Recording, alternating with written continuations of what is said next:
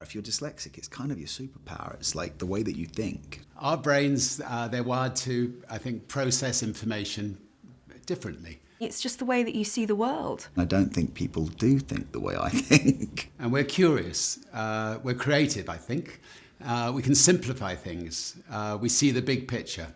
And I think, in the end, we connect the dots. Dyslexics tend to be very creative and very good at imagining new ideas. They tend to be innovators. They tend to be entrepreneurs, the game changers in our world, or that disrupt industries, that provide solutions that we didn't even know that we needed, or to solve problems we didn't even know we had. Steve Jobs and people like that who suddenly create new things in the world that nobody's ever seen. Einstein, the Wright brothers, Winston Churchill, the list is as long as your arm of people who have had massive impact in the world, all who were dyslexic. Dyslexic minds have exactly the skills we need for the workforce of tomorrow. I think it's vital that teachers are trained about dyslexics, because the world is changing and imagination is key to everything. and there's going to be a lot of kids whose potential are lost unless we train our teachers to effectively teach them. This is something that's been known about for close on 100 years, and yet our system of assessing it, our system of dealing with it, has not changed since the 60s. The problem we have with education today is that in order to measure children, we have to actually make them all conform to the same things. But in actual fact, what we need are children who think out of the box, who find different ways of doing things, who actually don't fit into the mould. We've got a crisis on our hands, sadly, and we need to step up to address the crisis. Until we actually review the way that we're benchmarking and measuring our children, we're never truly going to be enabling dyslexic children to show what they can do. Imagine a world where you've got, where you've got like a force of people who have this gift of dyslexia educated in a way that supports them. It means anything's possible, It means anything is possible. Okie dokie. This time, hello, how are you? It's wonderful to see you all. It's wonderful that all of you have made it here at the IMAX Theatre at the Science Museum in London. My name is Robin Curnow. I am a CNN anchor and correspondent. I'm also made by dyslexia, and I have a younger daughter who is also dyslexic.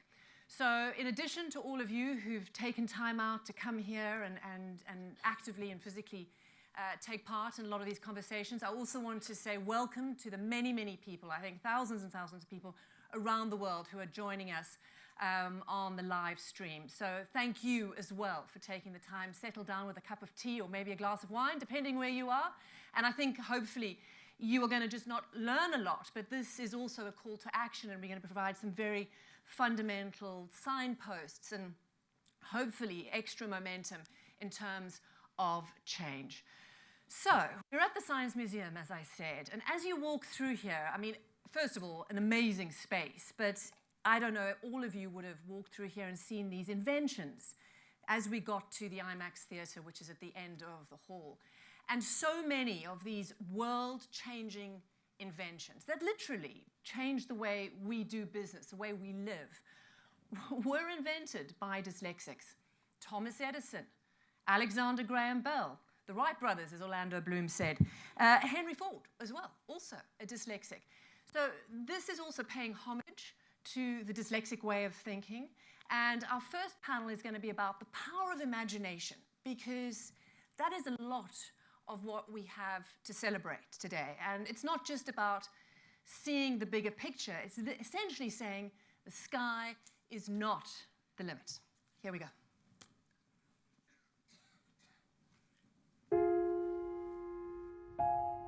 A letter to my grandchildren. My dad, your great-granddad, was an extraordinary man, full of wise words. He would often remind me that life is wonderful, and it is that simple truth which has driven me as I built businesses, raised my family, and embarked upon my many adventures. You are at the very start of life. It is an incredible gift, and it is there for the taking. It will deliver highs and lows, but by living it to the full, by always trying to do the right thing, and by keeping a childlike sense of adventure, it will indeed be wonderful. I used to think of space as a destination, but I now realize it's a journey with some amazing milestones along the way. Your lives will be transformed by space, and it will give your generation the planetary perspective on which the future of humanity rests. That we're all in this together, fellow travelers on spaceship Earth.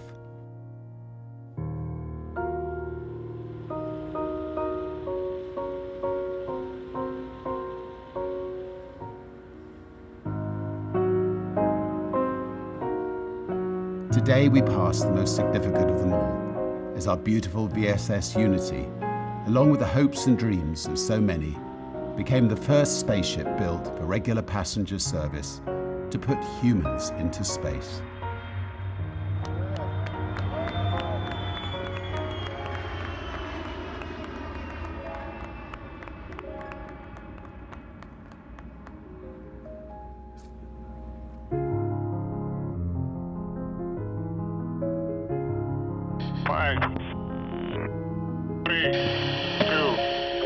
Release, release, release. Fire, fire.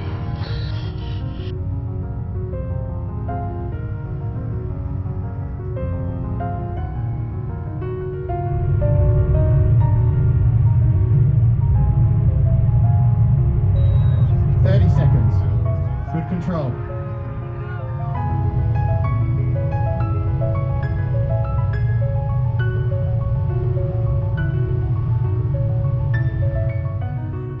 "55 seconds. 58 seconds. Motor shutdown. About 2.8. Great motor burn, everybody. We're going to space, Richard. 364,000 feet. Welcome to space, Unity.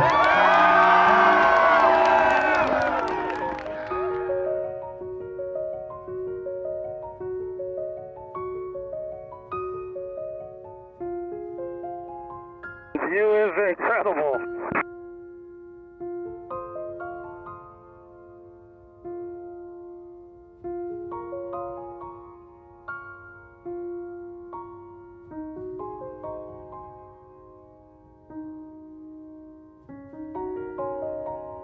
Check that out. We can see Mexico.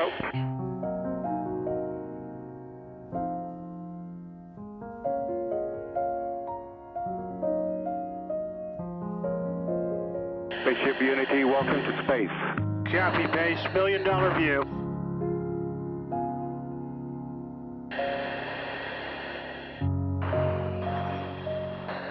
At the G.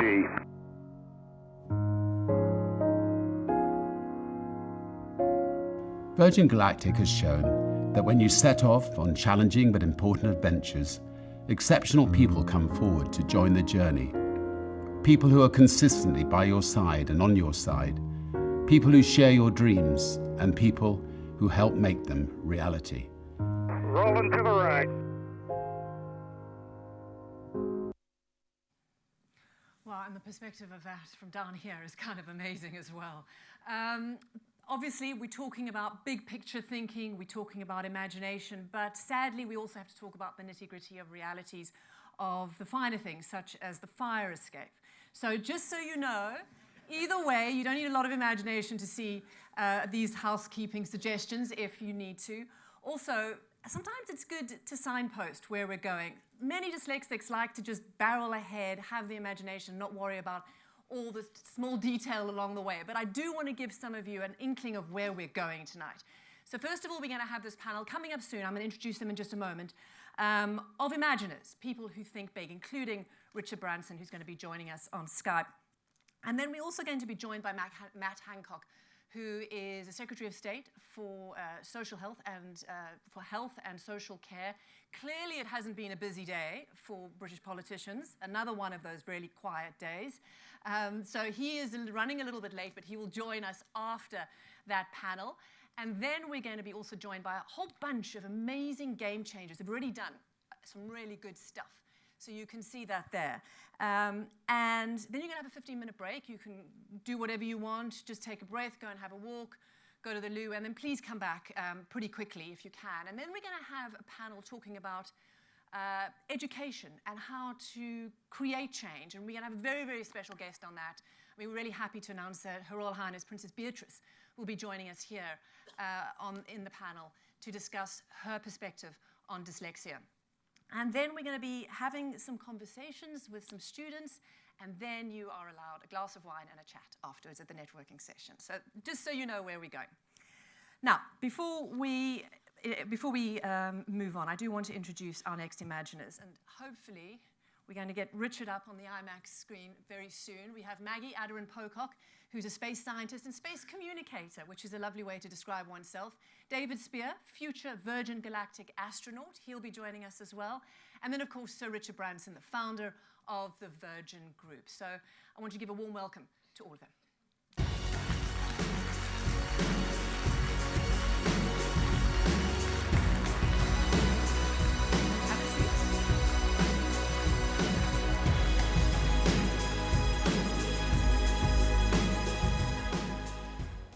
Thank you to you all. And Richard, you are on the IMAX screen, and I know that dyslexics are supposed to see the bigger picture and different points of view, but this is a spectacularly alternative point of view by which to see you. Thanks for joining us. There we go, I know. Talk us through, talk about the importance of imagination and how it's played a role in your life. I think one of the wonderful things about people who are dyslexic is that they do have great imaginations. They're not bogged down by boring facts and figures. They can let their minds wander. And so from a very young age, when I realized that that typical schoolwork wasn't for me, I started dreaming and then started trying to put those dreams into reality. And I think that the fact that I was not good at certain things meant that I was very good at getting a great team of people around and delegating and inspiring people, and it seemed to work. And you, no doubt, still dreaming. Of course, we're still dreaming. I think it'd be sad for anybody to stop dreaming. And so, we about half my time is spent on setting up organizations on a not-for-profit basis to tackle some of the so-called intractable problems of the world. And then the other half of my time is spent on, we've got our first cruise ship comes out later this year, and building Virgin Hyperloop and Virgin Galactic and so on. So, it's a good mix, yeah. Sit tight. I'm going to come back to you in just a moment. Make yourself comfortable.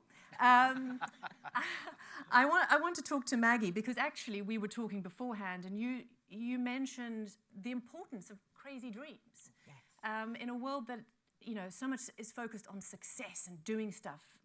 Why is dreaming and imagination so important?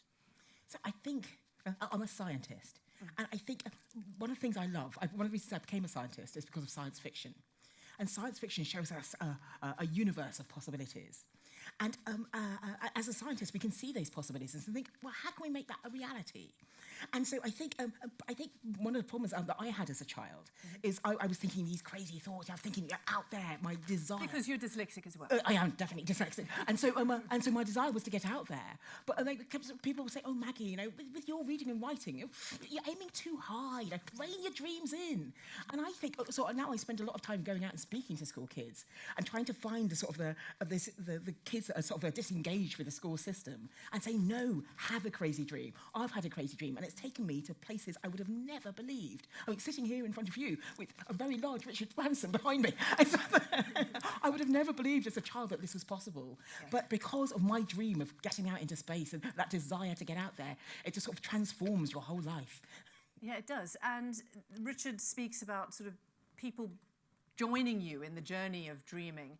You're very much on board the Branson train when it comes to intergalactic. It's not a train, the rocket ship. The rocket ship, comes to intergalactic space travel. Tell us, you're a future astronaut. I am a future astronaut, and I signed on actually, and I think Richard possibly signed on about the same time when I was 4 years old, watching Yuri Gagarin, and I turned to my father and said, "Dad, what's space?" He said, "It's above the sky, son. There's no air up there. That's why you need a suit." And I looked at the suit on the flickery black and white television. I looked at the sky, and I thought, I'm in. That's when I signed on.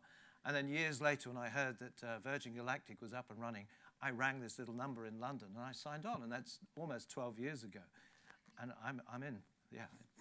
You're in. So that's hopefully, we're not going to pin you on times, I know that, Richard. Back to you. When we talk about dreaming and space travel, what is your advice for particularly kids who are looking at a lot of the stuff you're doing and thinking, I'm not able to pass my math test the way my teachers would like it? What's your advice to them?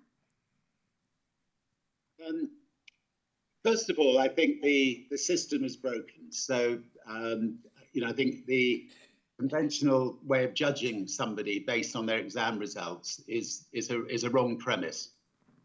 So the Virgin Group has just decided we will not ask anybody for their exam results ever again. Obviously, if they're going to be a pilot, Yeah, love it. It's very nice to know that basically for 99% of sick patients, we will not ask for exam results. And what we'll do is we'll interview people and we'll find out what kind of character they have and you know what their dreams are. And you know, a lot of Virgin's best people have never been to university, left school early, and joined Virgin and have done incredible things within the company, and they're very creative. So, so you know that's something which we will try to encourage other companies to do. And I think if every company didn't ask for exam results, then schools would have to be very different. They wouldn't have to be just cramming facts into people, which dyslexics have problems with. And actually a lot of people have problems with. You know, they could actually think about how can we make this person a rounded person? How can we, you know, bring out the best in them? You know, what's unique about that particular individual?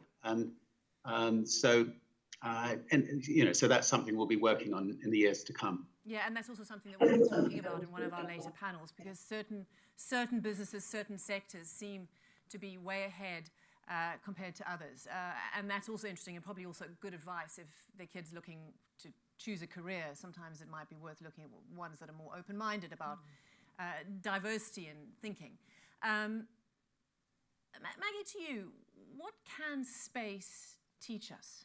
And how important is it to look up there to deal with what's happening here? Yeah. It's very interesting because if you look back through time, every culture across the world has looked up. And they've looked up and wondered, looked up and speculated, looked up and desired. And so I think it is very much part of the human psyche to look up and wonder. But today, space is transforming lives in so many different ways. And I am slightly biased as a space scientist, but I think we take space for granted. When we think of space, we usually think of we think of people going into space. We think of sort of big telescopes. But so much of the space, the satellites out there, are looking down at our own planet. They're looking at climate change. I was working on a satellite that was sort of measuring wind speeds through the Earth's atmosphere, so we can get better weather prediction, get a better understanding of climate change. There were satellites that sort of tracking the movement of ships in Singapore. All these things are done by space, and they're done very effectively by space. So we don't. So I think we take it for granted, but it's very much part of our lives. And the future is with space as well. As the human race, we're growing in population. We're sort of and the world's resources are limited. The late great Stephen Hawking was saying that we shouldn't just have all our eggs in one basket. We need to be looking out beyond the planet Earth. So we have colonies of humans across the solar system and beyond. And so I think it's an exciting time because I think space has started with just, 550 people have been out in space so far. But those numbers are growing. And we're sort of things that Virgin Galactic are doing, I think many more of us will get our dream coming true. And I'm hoping that so when the Wright brothers sort of came up with their first aeroplane, no one anticipated low-cost airlines. And I think this is the start of a similar journey. At the moment, it's sort of quite expensive for a few people to get out into space. But if I ask the audience here, how many people, if it cost the same as a first-class ticket to New York and it was as safe as air travel is today, how many people here would go out into space? It's a bit dark, but yes. See, there's a commercial drive there, and that's what's going to get us out there. And that's what I find incredibly exciting at the moment. And you want to be on one of those first journeys. Absolutely. I do too. Yes. I'd like to be within He's signed up. Yeah, that's true. He's on the list. Yeah, I've got a 9-year-old. I would.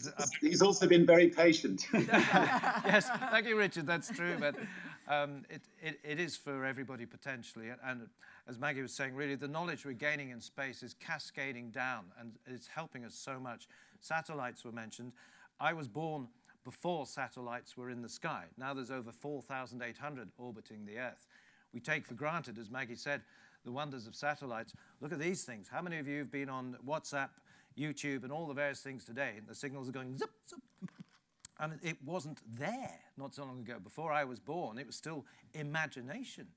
And Johannes Kepler, back in 1607, imagined sail ships in the heavens. Man might be brave enough one day to sail the heavens powered by the sun's waves. And he's right. Those protons, which don't have mass but have inertia, are now driving little satellites the size of loaves of bread with little fans that catch the protons, and they're being positioned all around the Earth. Imagination is really coming. Yesterday's science fiction is today's science fact. And you both speak such sense. And Richard, to you, when we talk about imagination, with that comes risk and hope. And is there a balancing of that, or is balance the wrong word to use in any of this? No, I think there is a balance. The early days of aviation, there were people who lost their lives in the pursuit of trying to get airplanes to fly. In the early years of space travel, in almost every single program, people have lost their lives in the pursuit of trying to achieve something. Generally, it's the very brave test pilots that this happens to, because there are some things you can't actually test until the craft is actually in the air. You can do everything you can on the ground, but until it's actually in the air, you can't test everything. But once you got through the test flights, then it just gets safer and safer, and hopefully space travel will be as safe as airline travel in the not too distant future. Talk us through the way you think. Can you give us an example of how you visualize a lot of this stuff? Can you explain to us your sense of perspective and possibility? I think it really is. I mean, I'm lucky enough to live on a beautiful island, and I can sit in a hammock and I can dream about things. And it's then trying to make those dreams a reality, and find a fantastic team of people around you to help make it a reality. And I think at Virgin we've set up many different ventures over the 50 years since I've been in business. Almost all of them from scratch. All started off as a dream. I mean, Virgin Atlantic started off, when I got bumped from a plane trying to get to the Virgin Islands one day, and decided to, screw it, let's ring up Boeing and see if we can get our own plane, and which we ended up doing. And 35 years later, Virgin Atlantic, the team are doing great. But the reason they're doing great is because they believe in what they're trying to do. They love working for Virgin Atlantic. It's not like what happens with most bigger airlines. And so we have a passionate group of people working together. Thank you. When we talk about how you visualize, because it's a very, we're having a conversation about celebrating dyslexic strengths. From your perspective, how do you visualize your engagement with space? Oh, so my desire to get out there, it starts from before I can remember. I've always wanted to get out there. And there were a few milestones. The clangers. I don't know if anyone's here familiar with the clangers. Well, actually, a crazy dream of mine came true, because they made an episode of the clangers this year called The Visitor, and they made a little Maggie puppet. And I actually went to the land of the clangers, and so one of my crazy dreams has come true. So it sort of started... Never give up. Yes. And so I think it is just sort of having these crazy ideas and thinking, you have a crazy idea and think, oh, come on, don't be silly. But maybe. And it's just that maybe. And I think one of the problems is, as dyslexics going through the school system, it is sort of the school of hard knocks. Oh, don't aim high, don't think big, oh, you're dumb. We get this sort of bombardment, but I think it teaches us resilience to a certain extent. Yes. And we know we're very good at finding workarounds. And so now when I come up with a crazy idea, I think, okay, that's crazy. But how crazy? Maybe I can, if I do this, I do that, and finding the problem solving. And so I think that's it. You come up with a crazy idea, which just passes through your mind. Sometimes I'm driving along in the car and sort of listening to the radio, and well, why can't I do that? It's crazy, but why not? And I think that is that why not, and the optimism to see it through as well. Yeah, I've described it as I mean, like many of us here, had a rough time in my early school years. Went to 4 schools by the time I was 10. I was held back.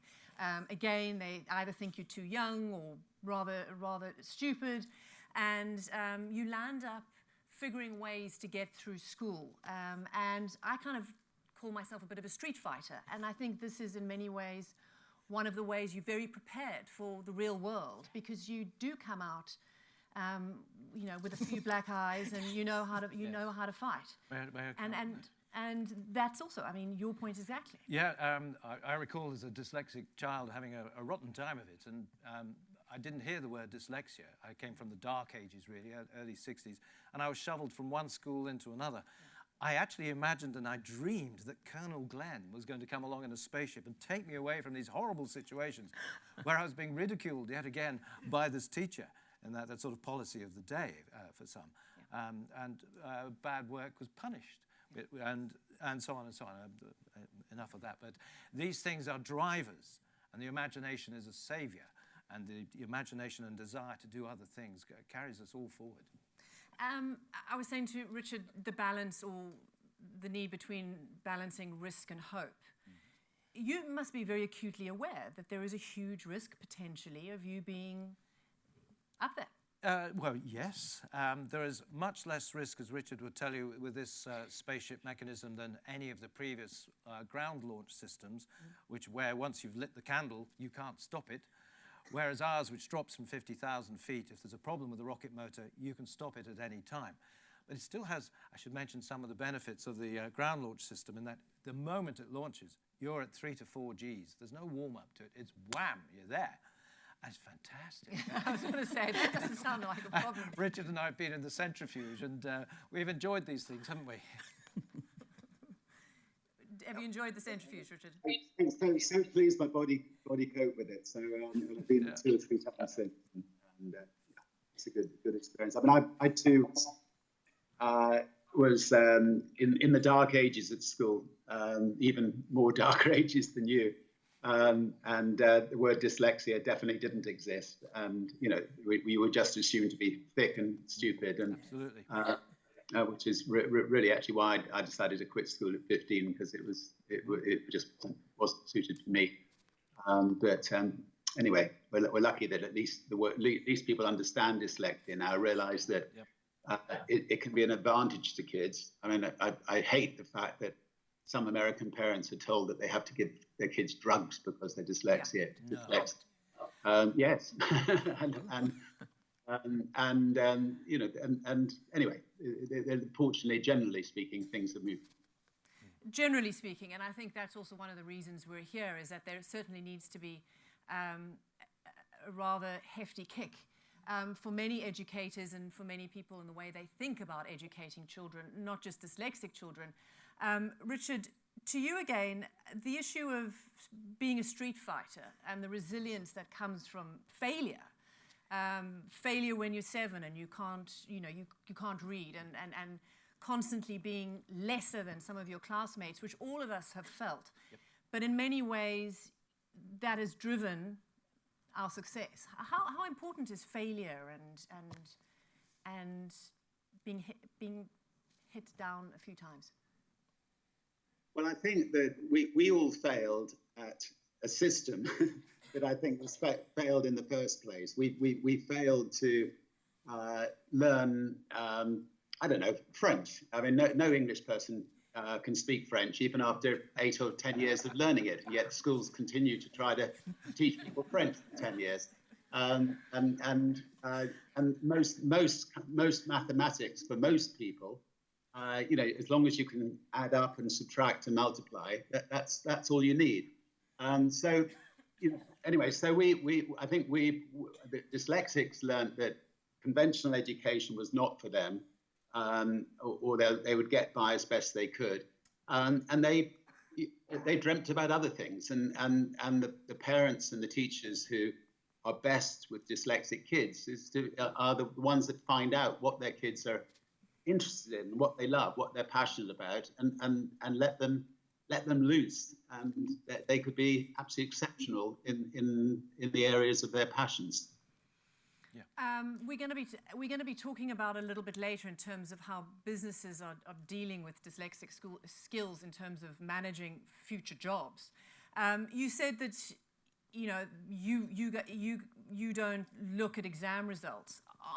Are you actively encouraging people to put on their CV? And this is a question I'm going to ask a little bit later. I am dyslexic. I think big picture. I am extremely good at seeing patterns, and you know what I mean.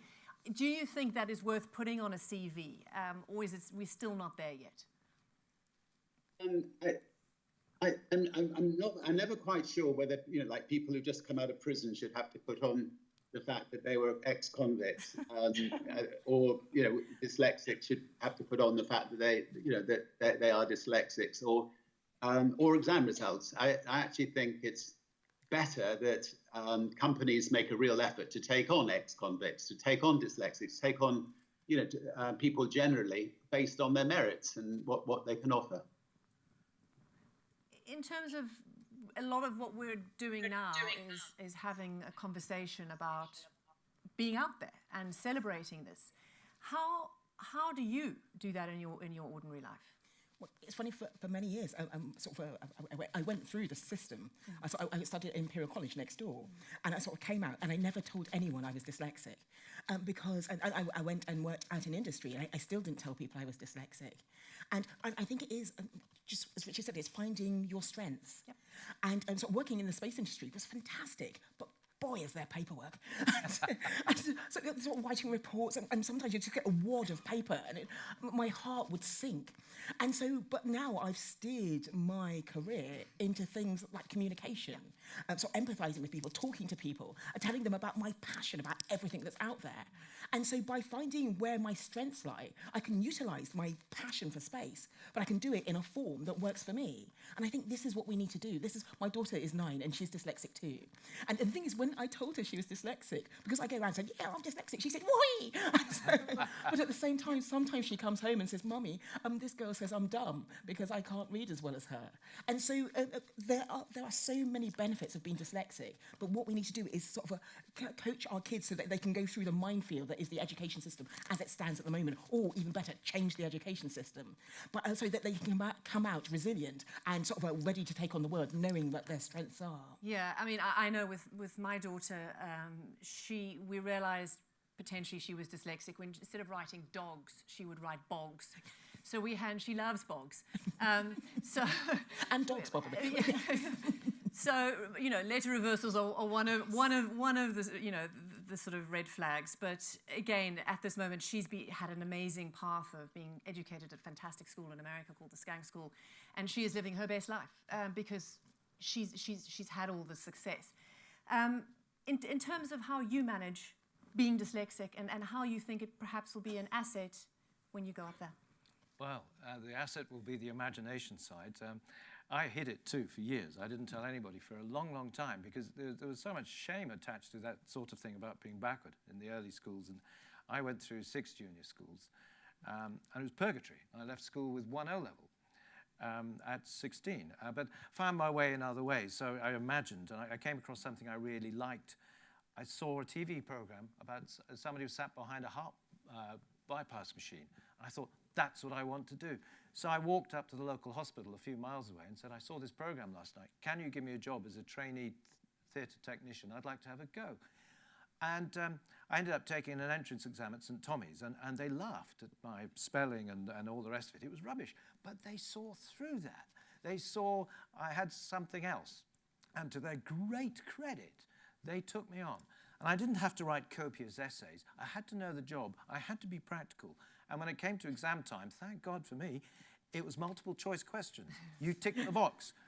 You either knew it or you didn't. And I did. So I passed. I was the youngest to qualify in the country at the time, which amazed my parents, who'd written me off, I think, by then, more than once.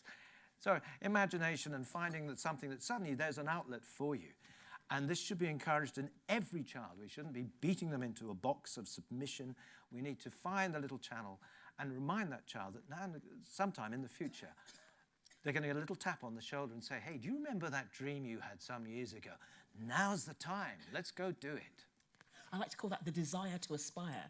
I think everybody should have the desire to aspire. Yeah. And for me, it's sort of, getting out there. For anyone else, it could be anything. But we need to nurture them so they can reach that desire to aspire. And on that note, Richard, I'm going to give you the last word because you are Richard Branson. Just talk us through again as you wave goodbye to us and you leave us with this conversation. give us your final thoughts, particularly on the power of imagination again, and the perspective from space, perhaps. There's a wonderful book called The Overview Effect, which was a book that interviewed the 500 people who'd been to space. And every single one of those people were altered. Pretty well every single one of them came back to Earth trying to make the Earth a better place as a result of their trip into space. I think, the most important environmental picture of all time was the picture taken of Earth from the moon many years ago, and that beautiful blue planet. And just recently, they have discovered another planet that looks even bluer than the Earth, which I wish Stephen Hawking had been alive to have seen, because as she said earlier on, he dearly wanted us to start to colonize other planets. But anyway, it's been a pleasure talking to you all, and thanks to all the team at Made by Dyslexia for all their hard work. Good luck to all you parents out there who and dyslexic kids, and all I can say is you're lucky people. Cheers. Thanks, Richard. I really appreciate you taking the time. I know you're busy, and it's wonderful to have your perspective. Even such a huge the backs of your heads look beautiful, by the way. Why, thank you. See you soon, Richard. Cheers. And that's that conversation for now. Thank you to both of you. I mean, it's been amazing to get your perspective. Maggie, David, good luck. Thank you. Hopefully you're up there soon. Yep, and I'm trying to persuade Maggie to come along. You're not going to need a lot of persuading. Thank you very much. Thank you.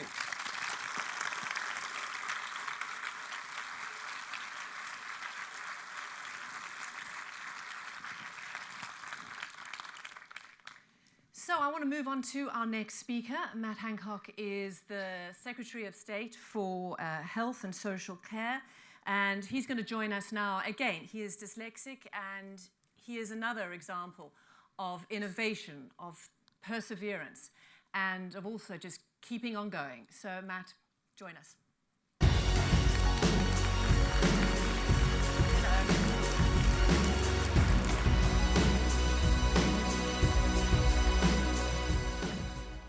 Well, thank you very much, Your Royal Highness, ladies and gentlemen, my fellow dyslexics, dyspraxics, dyscalculics. I put that in just to test myself. I'm absolutely thrilled to be here, not least because last year I came out as someone whose brain is wired differently. Now, in the last year, you might think that all politicians' brains have been wired differently. And in many cases, you may well be right. But I came out as dyslexic after many years of hiding it, many professional years of fearing it and fearing talking about it, and before that, many years at school of struggling with it. And I'm thrilled to be invited back because the thing I want to say is that I have been so overwhelmed by the love and support that I've received since I went public. I'll say it one more time. I'm Matt Hancock. I'm the Secretary of State for Health and Social Care. I'm a member of the Cabinet, and I'm made by dyslexia. It's something that...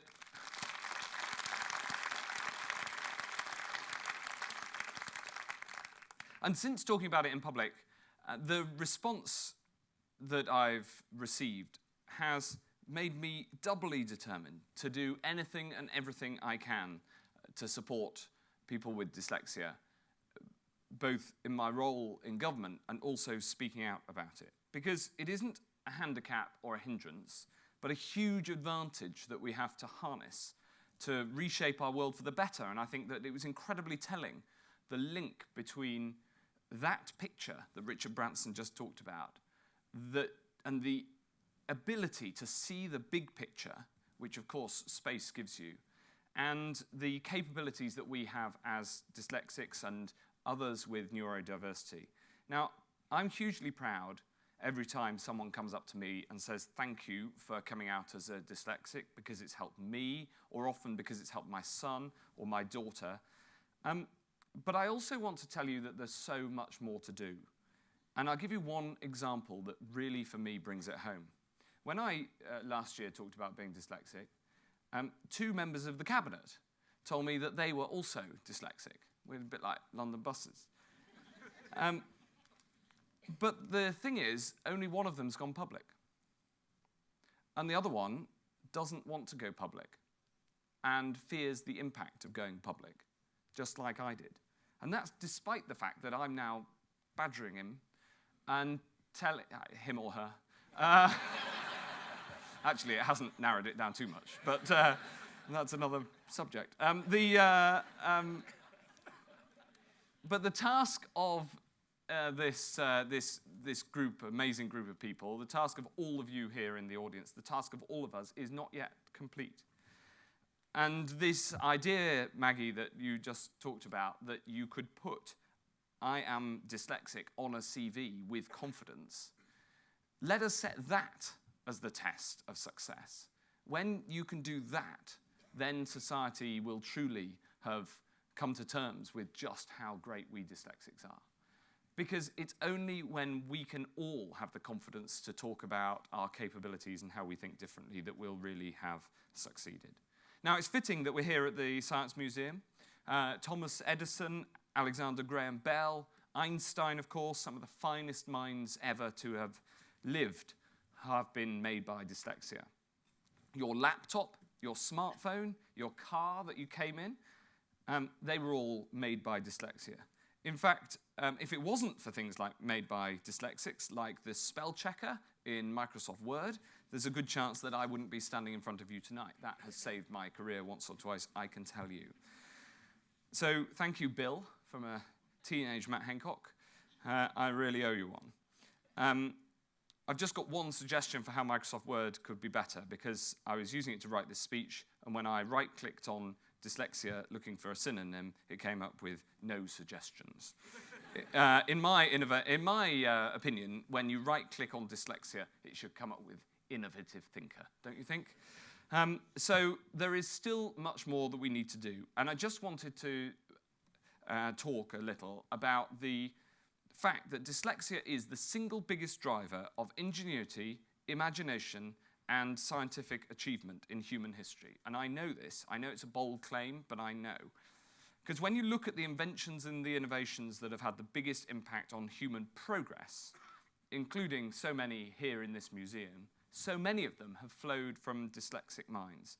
Imagine being able to talk to someone on the other side of the Atlantic for the first time, when it used to take weeks for letters to arrive. Imagine being able to drive further and faster than a whole team of horses could ever take you. Imagine being liberated from darkness by simply flicking a switch. These innovations are incredible. The impact they had, the positive impact they had on humanity is extraordinary. And we know for certain that these innovations came from dyslexic brains. And we all know, those of us who are dyslexic, we know the bright spark, that innovation that you can get. I guess the person who invented fire was probably dyslexic as well, thinking laterally and creatively, visualizing something in a way nobody else had ever thought possible before, getting rid of the wads of paper that straight-line people can work with, and instead making connections that they simply couldn't see. So I think that if you could put the positive attributes of dyslexia in a drug, it would be a billion-pound wonder drug. But for too long, we've focused on fitting us into the system rather than changing the system to focus on what we're good at. And that needs to change. Now, I hadn't finished yet, but if you want me to go, I can.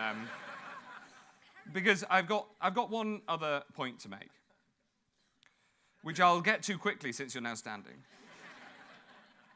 And the other point I want to make is this. You'll be hearing from Jeremy Fleming later at GCHQ, they have done so much to demonstrate the brilliant power of hiring dyslexics.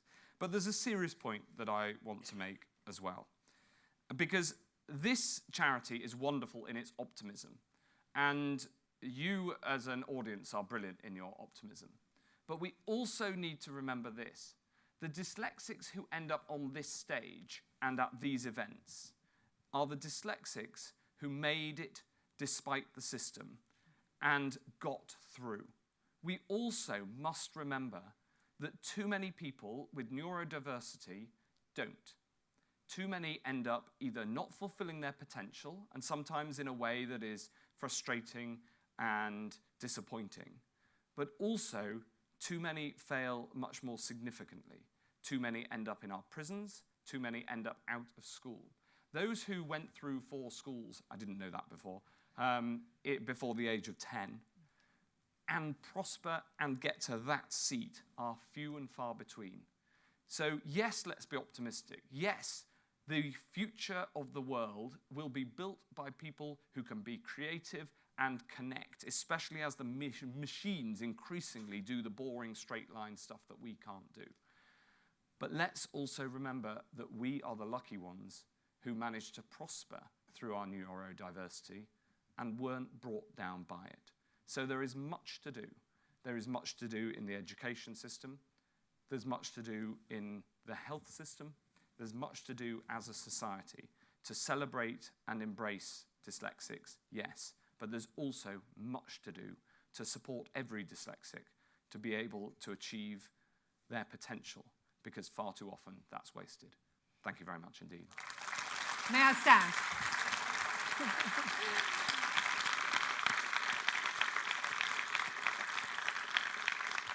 Thank you, Matt. That was brilliant. No one's met my mother, and you'll understand why I did okay, because she's a formidable woman, and you always need someone fighting for you, don't you? And also, I think every dyslexic probably needs spell check, because I don't think I've ever spelt it right or in the right way. It's out of my possibility of being able to do that. So thank you. But yes, thank you for all the work you've done.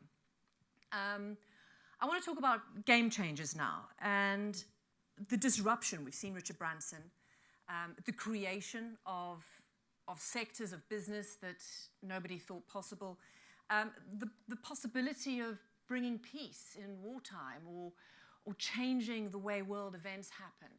Those are game changers, and many of them have been dyslexic, and many of them here that are going to be on this panel can talk about how dyslexics can contribute to that. Take a look. Made by Dyslexia's aim is to highlight the positive side of dyslexia, the strengths that are associated with dyslexia. We're aware that there are issues in education and how education is focusing on the deficit and the difficulties, but that's also the case in the workforce, where people are more focused on the things that dyslexics can't do than they are focused on the things that they can. So we wanted to change that with some research and with some evidence that actually really looked at the positives and the strengths. The Value of Dyslexia report is a report we wrote with Made by Dyslexia, and what we wanted to achieve was to primarily change perceptions of dyslexia. We looked at what the World Economic Forum was saying about future skills required. Now we take those future skills required and then we map them against the strengths that dyslexic individuals have. We found that dyslexic strengths align to core work-related skills and abilities of the future. So if you're an organisation that needs big problem-solving skills, needs creativity, needs individuals that can do detail but then step back and see a vision, well then I think dyslexic individuals have something to offer to your organisation. There's maybe one last thing as well I would suggest. Leaders standing up and welcoming their input, praising them explicitly, making sure they feel comfortable about talking about their dyslexic traits is also a major part of the journey. And it strikes me if today we were to employ Superwoman, what we wouldn't do is complain that she can't handle kryptonite. We'd look at how good she is and all the wonderful other things she does, but we'd never really draw attention to that kryptonite's not her thing. Surely that's a job that all of us have to do with our dyslexic colleagues. So that is a little bit of the detail on the latest EY report on the value of dyslexia, and I know it was released today. It's fascinating reading. It's on the Made by Dyslexia website, and I think a lot of the copies will be available after this as well. So we're going to talk a lot about that with this next panel. So I want to introduce everyone, please. Jeremy Fleming, the director of GCHQ, is going to be joining us. So to Nick Jones, the founder of Soho House, Steve Hatch, the Vice President of Facebook Northern Europe, also Richard Addison, a partner at EY and very much part of this EY Value of Dyslexia report, and also Laura Powell, who's the Global Head of HR for Retail Banking, and can talk about what big companies are looking for and how skills can fit in. So thanks so much. Join us.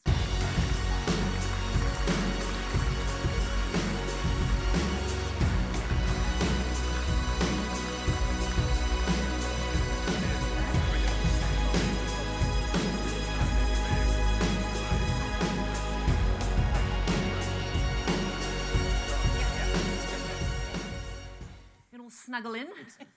There we go. Hi, everyone. I'm going to start with Richard because we've just had a little taste of this new report, and it's important for a variety of reasons. But what it says is that dyslexic skills are needed for future jobs, and a lot of the dyslexic weaknesses are being replaced by technology. So that kryptonite, is replaced by sort of technology that can help. So why is that important? I think it's very hard for us to imagine what the future work really looks like. And when we do that, I think we often think simplistically about this job will stop. Accountants won't be needed, or a lawyer doing conveyancing won't be needed. And what I think the future is much more complex than that. There's augmentation of human inputs with machines.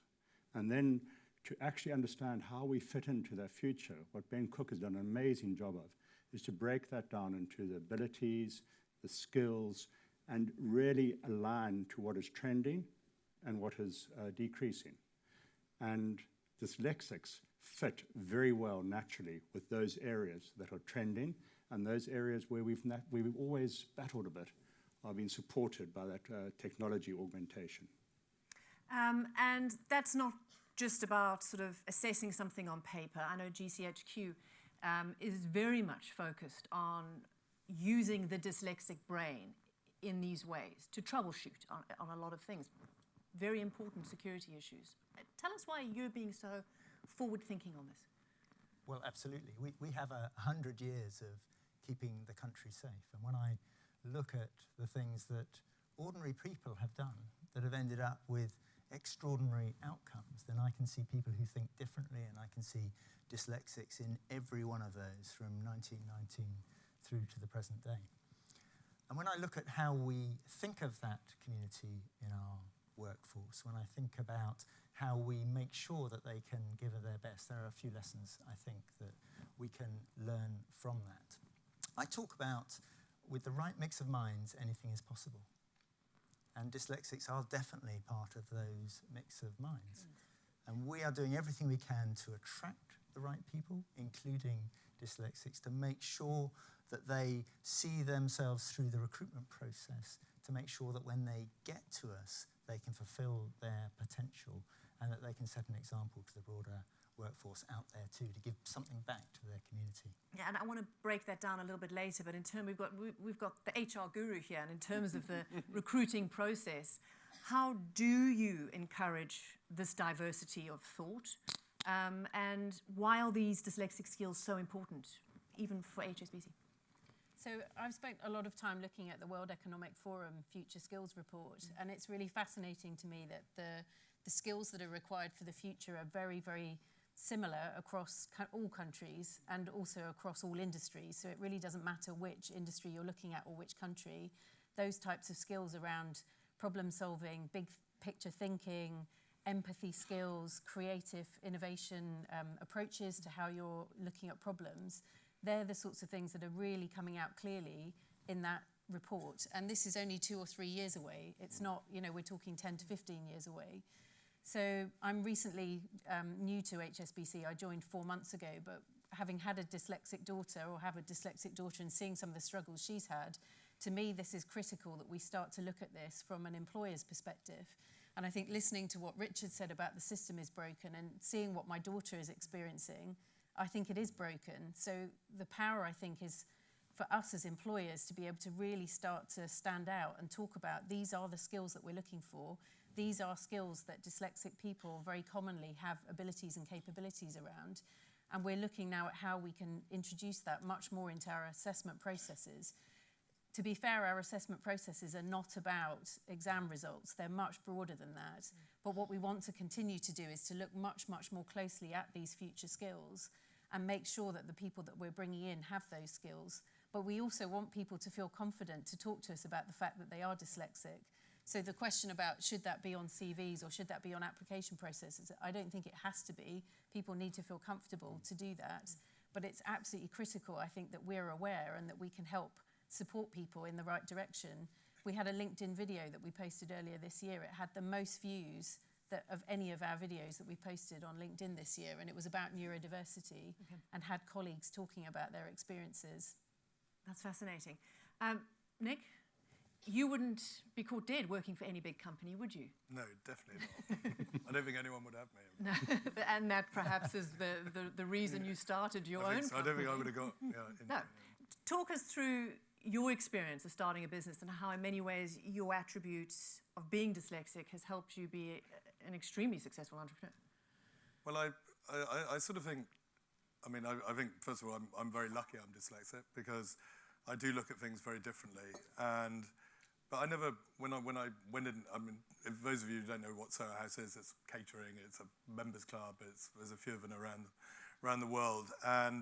But I sort of went into it because catering was, when I was at school, my careers master looked at me and looked at all possible options for me, and he said it was catering. Catering was the only thing I could possibly get into.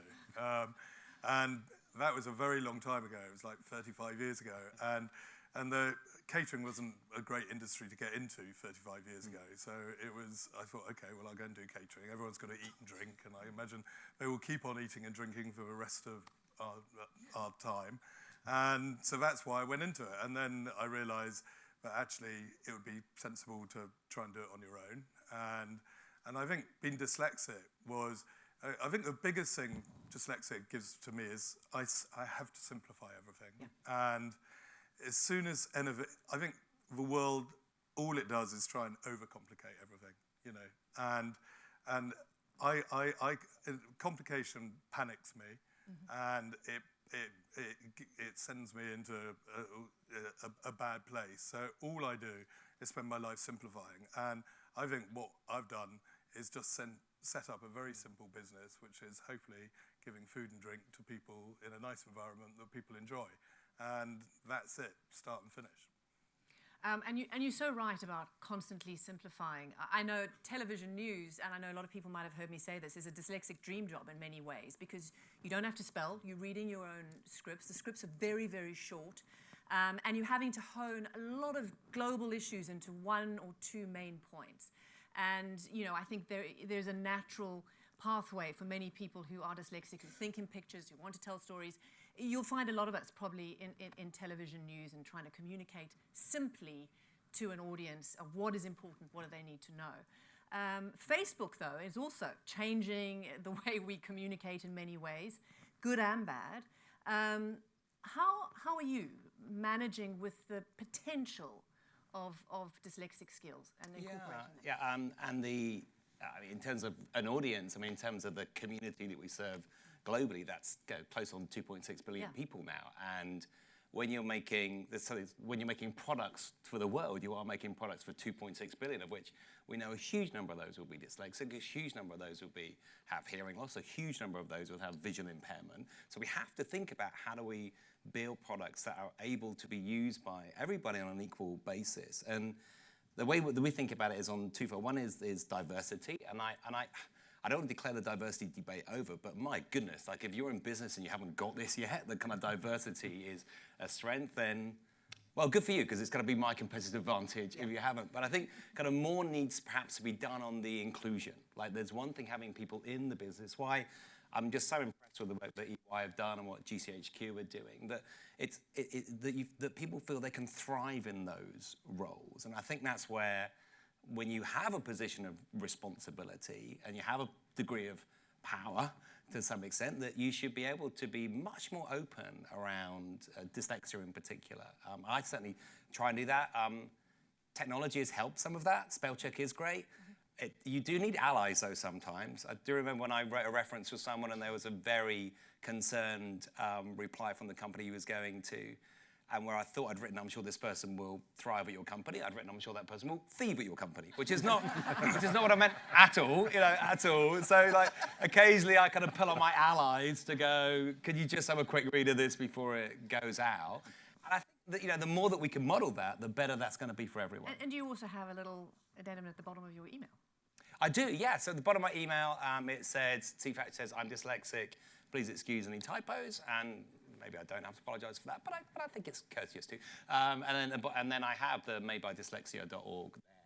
And what's been remarkable is just how many times I've had people just reply, often unexpectedly, saying, thank you that that's there, I didn't know that. And interestingly, and kind of huge credit to the work that Kate and the whole team do here, how often that comes from people that live in countries outside of the UK. I mean, the minister's absolutely right. We've got a lot to do, but we shouldn't ignore the really significant progress that's been made in this country.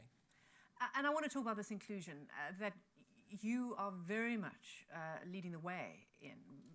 Give us some examples. I know that you can't be very specific, but how would dyslexics contribute to the work of intelligence gathering and securing the nation? So look, we're a really complicated business. We're a big technology business. We deal with big data. We're in 20 places around the UK. We're a global business. And so what I say to my workforce the whole time is, look, we're complicated, but let's not overcomplicate it. Let's simplify it. I really identify with some of the things the other panel members have been saying here, and I identify and value the skills that my dyslexic and neurodiverse community can bring to help me do that. Now, GCHQ is a very broad business too, so I have everyone from the country's best mathematicians through some of our most talented engineers and hopefully some of our best analysts, but I also have people who are keeping the show on the road, who are making the machine work, who are making sure that we are giving of our best every day, and I can see dyslexics in every bit of the business. Now, we specifically, in some of our campaigns around analytical skills, are looking for people with that sort of neural difference. But we don't just stick at that. And then we make sure that the processes we have that attract them, often at a very early age, so we're in and around schools. We have a very prominent cyber schools program nowadays. We do apprenticeships, and our apprenticeship schemes, we have, we think, 3 times the national average for dyslexics in our apprentice schemes. And so we are actively trying to go out and attract people into the workforce so that they can try. We call it try before we buy. I think it works both ways, but it means that we are much more recruiting on potential than we are on exam results nowadays, for example. And just to follow up, when we look at the Value for Dyslexia report and we look at the dyslexic strengths, how do they actually impact intelligence gathering or how you see threats, for example? Is it the big picture thinking? Is it, what is it? So I think it's really hard to overcharacterize this. Yeah. But some of the things that the previous panel said and this panel have said around joining the dots, about simplification, about being the bigger, seeing the bigger picture, but also probably a skill that we haven't talked about much today, team working. I mean, an organisation of 10,000 people, small compared to Facebook and Ernst & Young, but still a big business, and nothing happens in my business unless we work properly as teams. So some of the characteristics I see in our neurally diverse and our dyslexic workforce are really at the core of how we teamwork too. Okay. Can I just build a little bit on that as well? Absolutely. And I think and there's a particular aspect of teamwork which has come through in the EY report, and I see this in my own experience as well, which is that of leadership. That ability to simplify, to find a narrative, to be able to create followership around you, and kind of increasingly, businesses are really complex, which means that you have to increasingly operate in what's called matrix levels. So you have to bring people from different teams together around a common goal. And I've had experience over experience over experience of how dyslexics are just really good at that, because they can recognize the skills of others, they can find a narrative way through, and they can be open to bring in the experts when they need it. So, I mean, I was really super pleased to see so many kind of, I think, kind of school school folk in the queue. It made me feel a bit intimidated, but I hope they take away the gift that you have and its ability to create you in leadership roles is there, and it's a very, very strong element of dyslexic capability. And I want to explore that a little bit more, and also the issue of failure and how that perhaps helps, which we talked with Richard about. But just give us a little bit more detail on this report, and what is another salient point that you think people, when they read it, because it's quite a lot of reading. Go on, help us. Well, I think everything that we've spoken about here comes out, and I think the key areas to look at, they're tasks, and you also have skills. And although I'd like people to say I'm dyslexic in their CV, I think it's much more important that they can articulate what they bring to a team, how they're going to work in a team. They can explain to other people how to get the best out of them. And also the way that they'll work requires accommodations from other people. This sort of, say, lack of structure, perhaps the scientific way of thinking, have a go, I'll have another go. The rest of the team doesn't always work for everyone. So people need to understand what dyslexia really is. They need to understand a bit more deeply what it is. And dyslexics also need to know how to communicate. And I think once that happens, you can get teams that gel. I mean, we had a problem with the report in that we had a very, very dyslexic team. And at a stage, Ben and I said, we need some non-dyslexics to get this there. So if they're, and that's what Richard Branson was saying, is that you sometimes have to call in the troops, and that involves double checking on simple things like spell check, or just giving you a little range. And making sure we didn't go back to the beginning and start again to see if we could make it better. There we go. I'm surprised it was so long. Exactly.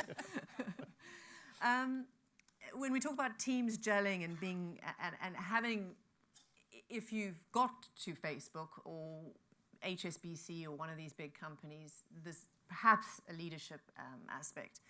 Do you think the issue of failure, perhaps early struggles at school, make a lot of successful dyslexic, as I described to Richard earlier, street fighters, and that is useful in the modern workplace? Nick? I wouldn't. Well, I think failure is a good thing. I don't think it's a bad thing. I think, and I don't think failure should be deemed as a failure. It should be deemed as just a part of a journey.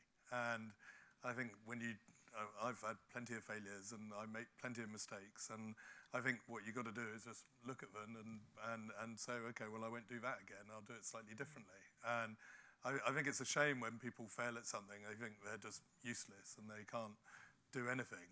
And I think it does make you more robust, because when you were at school and it was more. I was lucky. I was diagnosed with dyslexia at a very early age. So I'm not like so many people who don't get it diagnosed until a very late date. And I think you are more determined because everything is slightly more challenging, and you look at things differently, and you look at how you can get around a problem rather than because there are so many issues at school, so you're always trying to avoid them, which is a great advantage in later life. Yeah, as I say, you take a different route to get to the same place as everybody else. Might take a little bit longer, but you get there eventually.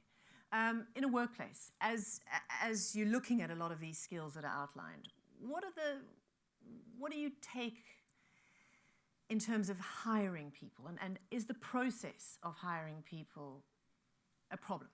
And how do you change that? Psychometric tests. How does that need to change?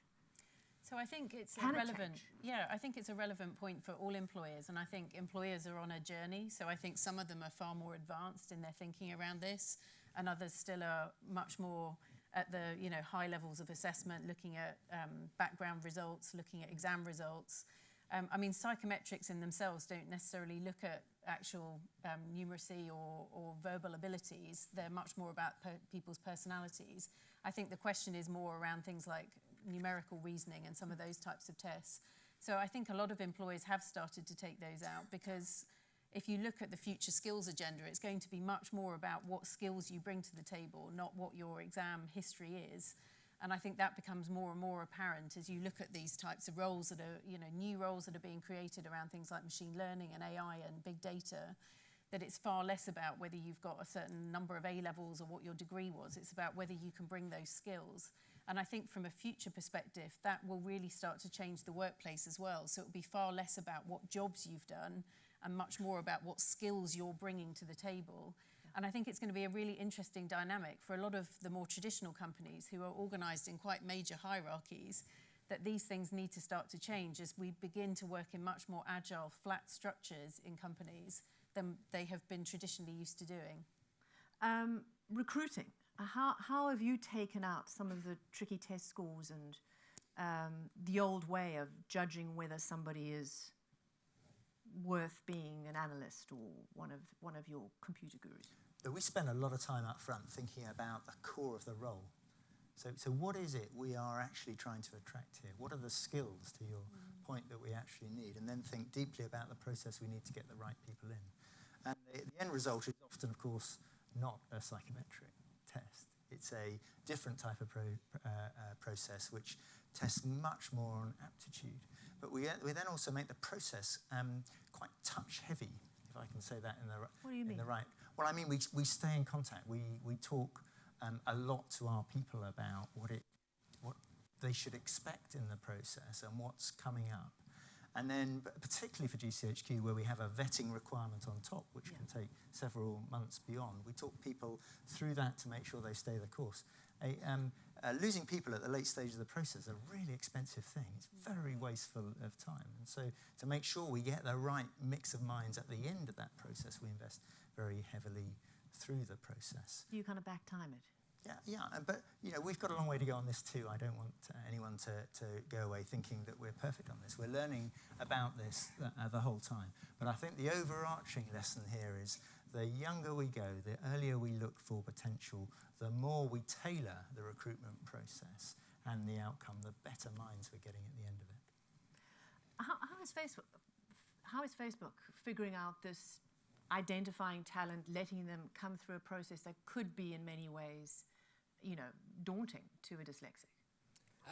Well, I hope for everyone that has a recruitment experience with Facebook, it's not daunting, it's kind of a pleasant one, but we definitely have a rigorous process. And I think part of the drive towards making sure that you're seen as an employer of choice in a way the most diverse group of people is being out there, actually. I think actually the very first point is it's quite incredible for whom people wouldn't think naturally that organisation is right for them until they've seen somebody doing one of these, until they've read an article that says we welcome people. And then it's also about talking about the internal environment. So we have lots of different groups within Facebook that help us work that out. So I look after sorry, excuse me.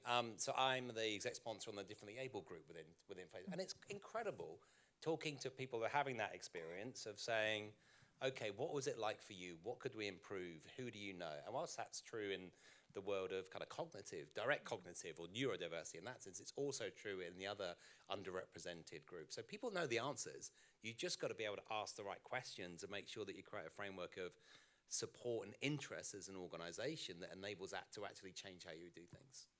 You talk about, I suppose, the issue of accommodation. So within a work environment, and I think a lot of dyslexics automatically figure out ways to accommodate your weaknesses. I know that I'm very grateful that I am not a newspaper reporter because I didn't spell subpoena right once through the Mueller report. And that sort of stuff that perhaps you give a little bit of extra time, in terms of delivering a paper or something. How can companies actually physically right now accommodate dyslexics?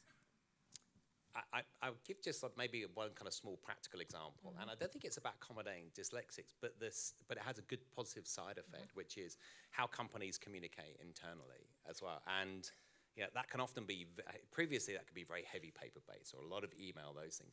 Now increasingly seeing lots of companies using video as a way of communicating either messages from leaders and how they exchange. And that has not only, that's not necessarily something you might necessarily design for dyslexic, but it really does work for them and it brings everybody else around in the same. So I think the ability for companies to talk to themselves is really changing.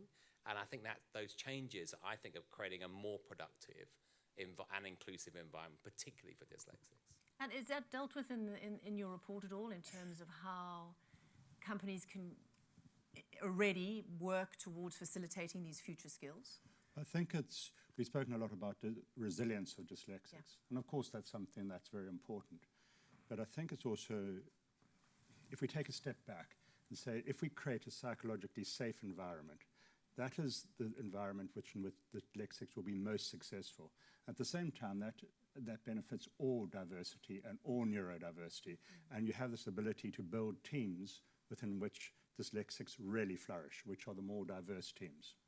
And so I think it's creating that environment which is, as you said, less hierarchical, more skills-based, more agile, that benefits dyslexics enormously. But I think maybe I'd also just add, I mentioned earlier about this neurodiversity video that we posted on LinkedIn. We had such a positive response, both externally from many, many people, but also internally. So it comes back to your point. It's like you've just got to be open about these things and encourage people to feel comfortable so that they genuinely do bring their whole selves to work. And then I think it's much easier for people to operate, feel comfortable, and then talk about where they've got real strengths and where they maybe find things more difficult. So you can then more easily match teams together to manage that, because everyone has their strengths and areas of development. Yeah. Nick, in terms of you're at the top of that pyramid and you're dyslexic, how has that changed the way you've managed your company? Well, I think communication, workplace. There you go.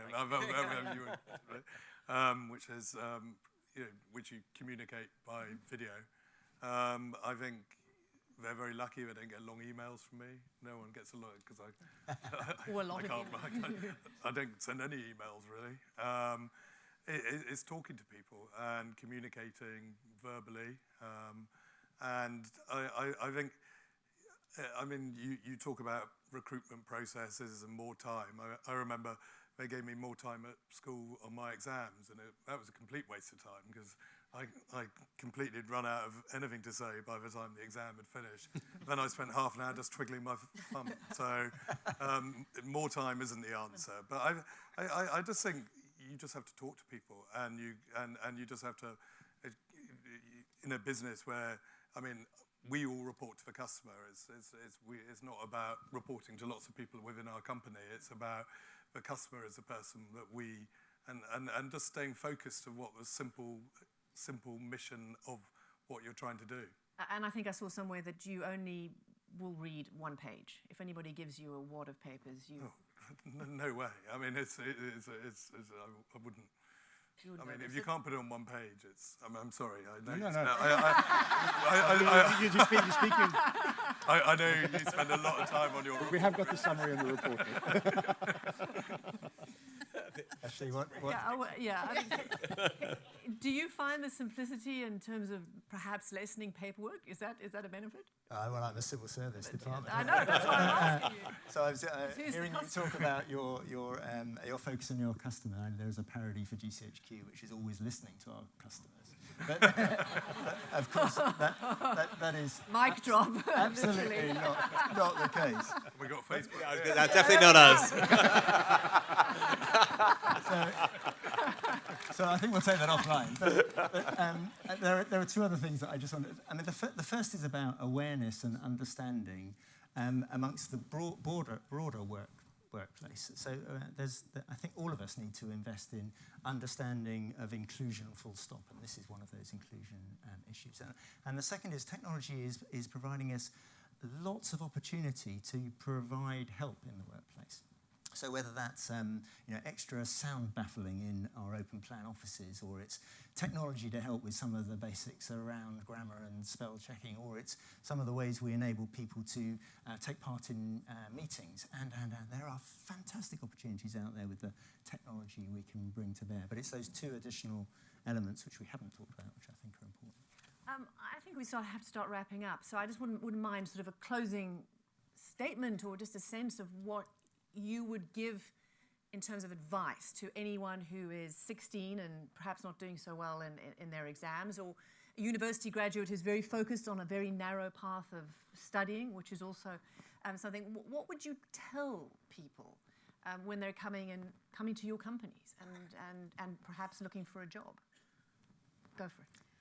So I would say it's about thinking big picture and thinking broad and really trying to think about all of the different skills that you can bring to an organisation. What turns me off the most if someone sits in front of me and talks about their exam success, it's just not relevant to me. Or the university they went to. It's just not relevant. You know, if you want a diverse and inclusive organisation, you want people from all different walks of life and what they bring into the organisation in terms of how they'll perform. I think the team working piece is huge. People that can collaborate, people that have empathy, people that have emotional intelligence, people that can think big picture. These are all of the things that I'm looking for. We hire over 45,000 people a year in HSBC. So don't be put off by exam results. Focus on what you bring. And I think that's where you'll get success. Okay, great. Yeah, I think I probably maybe view the exam results as maybe just, you know, I bring that up to say, you know, the way that we operate as a company is we're a strengths-based organisation. Like we do everything we absolutely can to push everything out of the way that stops you from using that particular strength that you have, and that's how you're assessed. You're not assessed on what you can't do. You're assessed at what you are absolutely brilliant, potentially the best in the world at. And I think I would encourage kind of anyone on that to really think about what that is, what they do, what is it that gives them joy. Where does their energy come from? And do not be distracted by those things that are necessarily you perceive as your own weaknesses. Because if you can find what you are bloody brilliant at and you can make that your thing, honestly, I mean, that's not just dyslexics, it's for everyone. But my goodness, dyslexics have some amazing abilities that are so valuable. Focus on the strengths. Put people around you can help you on the other stuff.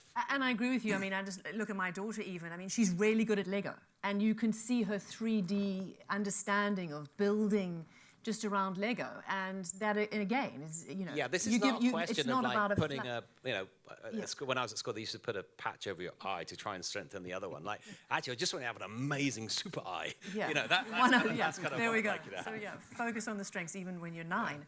And that's a good thing no matter what age you are. Yeah.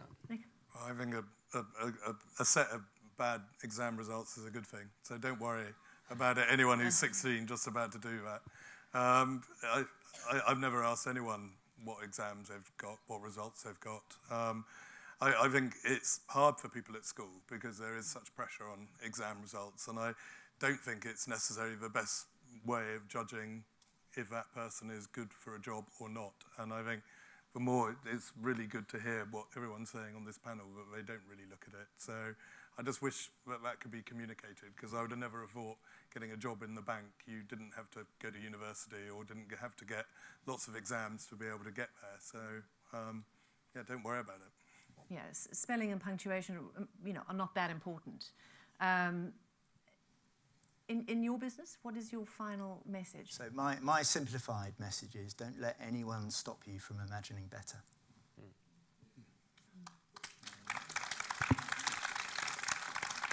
Final word, Richard. I'd maybe turn it around a bit and say, when you're looking at the business, don't see the business of today or the business of yesterday. Think about what it's going to be in the future. And then also, when you're looking at people, you might have an old person like me with a tie, but I feel like an outsider very often in my organization. I'm dyslexic, and I don't feel like I fit a lot of the time. You're just talking to people. I think that's a really good piece of advice. Thank you all. It's been fascinating. And I know we've focused on the positives. After the break, we are going to talk about some of the challenges, I think, and what the school system needs to do to encourage people and not limit sort of you in a box of where spelling, for example, or a test result is going to make or break your life. But to all of you, thank you. It's wonderful. Thank you. Thank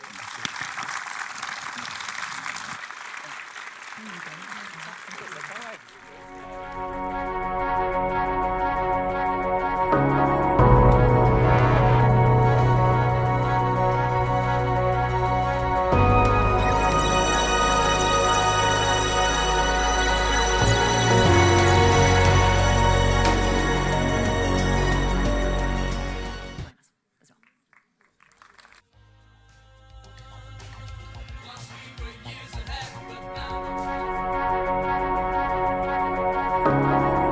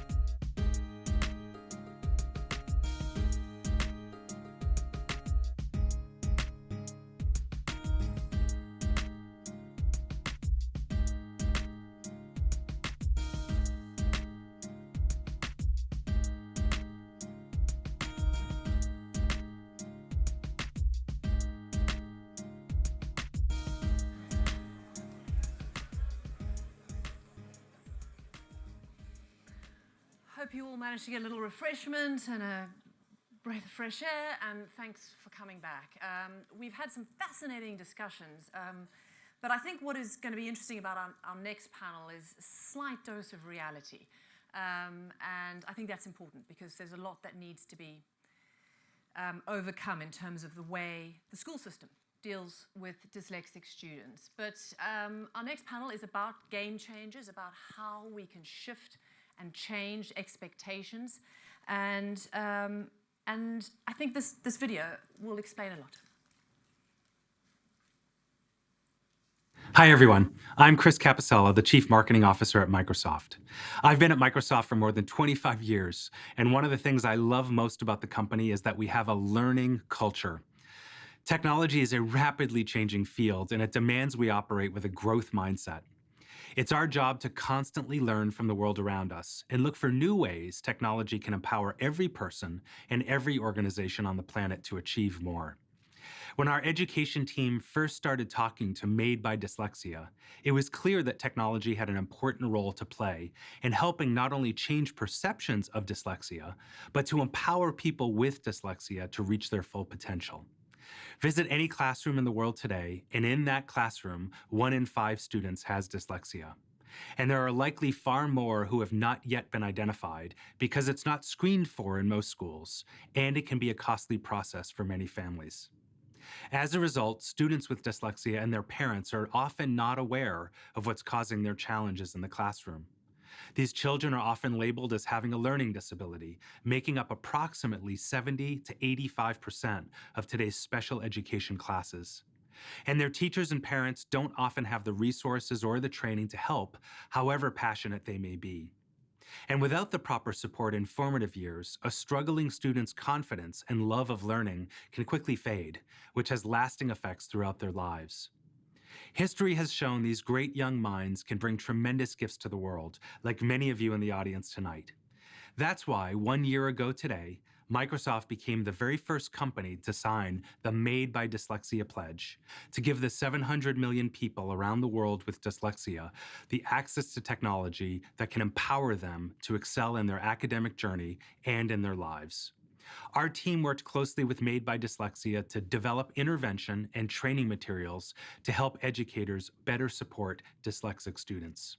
We doubled down on our investments in tools like the Immersive Reader, which is free to all teachers and students and has proven to help those with dyslexia read and comprehend content more effectively. And today I'm delighted to announce we'll be supporting Made by Dyslexia's new campaign, Connecting the Dots, a global movement to level the playing field so every dyslexic child can achieve their potential. The world of work is rapidly changing, and there's a huge need for neurodiversity and creativity in the workplace. Research shows that dyslexic individuals have the skills we need, so there's an urgency for all of us to step up to help ensure these individuals can thrive in life and in the workplace. Connecting the Dots is leveraging the power of technology to galvanize and amplify the voices of brilliant educators, charities, grassroots organizations, and parents who work tirelessly to support dyslexia. One voice, one message, one mission to create global change, and Microsoft is thrilled to play a part in this movement. Thank you to everyone in the audience tonight for all that you do to support this important cause. Have a wonderful rest of the evening.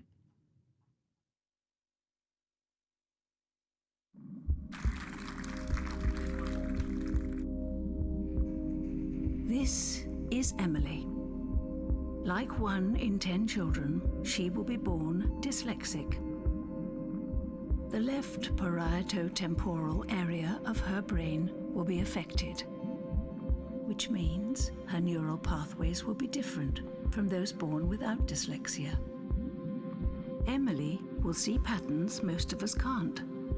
She will grasp complex problems with ease and will think laterally, differently, creatively. Because of her dyslexia, Emily could change the world with an invention or inspire a generation with her thinking, like Albert Einstein, John Lennon, Agatha Christie, or Richard Branson. These people made the world in which we live, and they were made by dyslexia.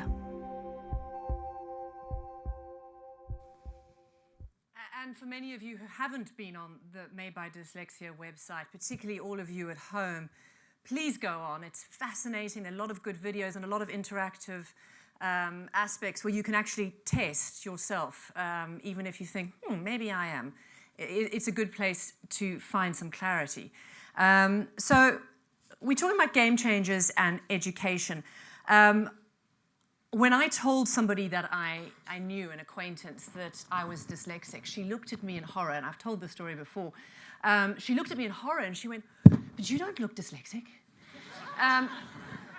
And I don't know what she thought a dyslexic should look like, third eye, extra leg, I don't know. But either way, it's that kind of response by a mother of 4 children to what she saw as a disability. Now, many of us here are trying to stop the idea that, this is not a disability. This is something that is something to be celebrated.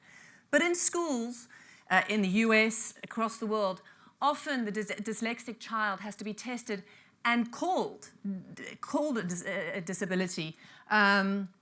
And that then gives the gateways to some sort of help and remediation. So there's this sort of dichotomy on how to label yourself, but at the same time, how to get help. And I think that's where we're going to sort of plow through a lot of this detail with our next panel. So please, let me introduce Her Royal Highness, Princess Beatrice. It's wonderful to have you here. Kate Griggs, who's the CEO of Made by Dyslexia. Gavin Horgan, the headmaster of Millfield School. Charlie Miller, who's co-founder of Flipgrid, and Flipgrid, there we are, you just heard what I did, also, which has obviously just been brought up by Microsoft, and Martina Milburn, who's the CEO of the Prince's Trust and chair of the Social Mobility Commission. Welcome to you all.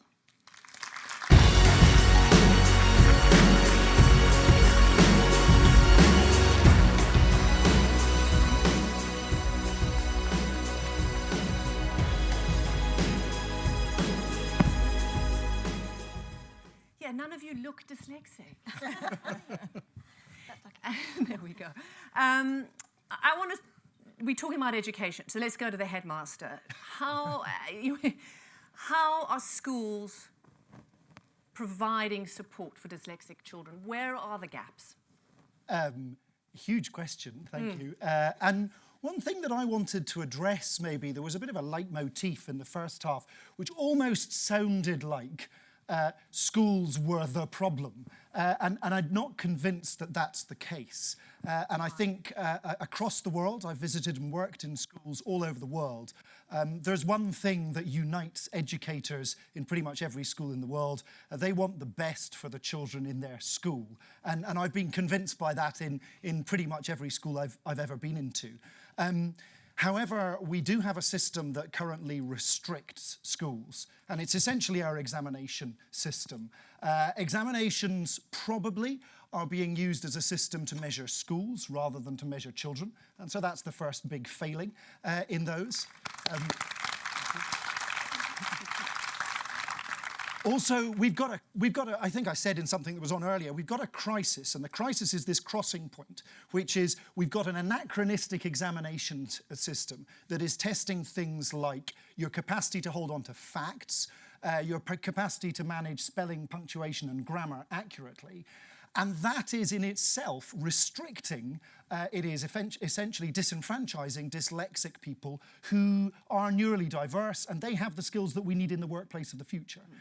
So we've got to essentially rethink from the start. We've got to get rid of an examination system which restricts dyslexic learners. We've got to allow them to flourish, and we've got to provide the training and the resources for teachers to be able to support them in school. Okay, so we know what to do. Let's talk about your experience, Princess Beatrice, going through school, being dyslexic, and the challenges and the way you found a way around it. I think, being dyslexic for me, being diagnosed quite young, it was such a sense of relief as well. I remember what those words, looking around the page, you're seeing your daughter spelling things backwards. I still can't tell the difference between certain and curtain. A bit awkward. But you know, those little things that when you're very young, when you're trying to find your voice in the world, they can be a big stumbling block. But I think as we grow up, and as we look to some of these great companies that were on the stage earlier, I think that there are other ways to define yourselves. I think especially as a dyslexic person who has probably grown up in a very unusual fashion, but also trying to find my own voice in the world, now working in artificial intelligence and data analytics. I think that we have the time now where we should be focusing on the skill side of things. And I think that school for me was always the harder, more on the challenging side. But at the same time, I love nothing more than the school environment. I think I love what school stands for. I love the sense of community. I love the diversity. I love the friendships that are forged at school. And I don't think we should ever lose part of that. But I think that there are, as you rightly said, there are other ways with which we can measure ourselves.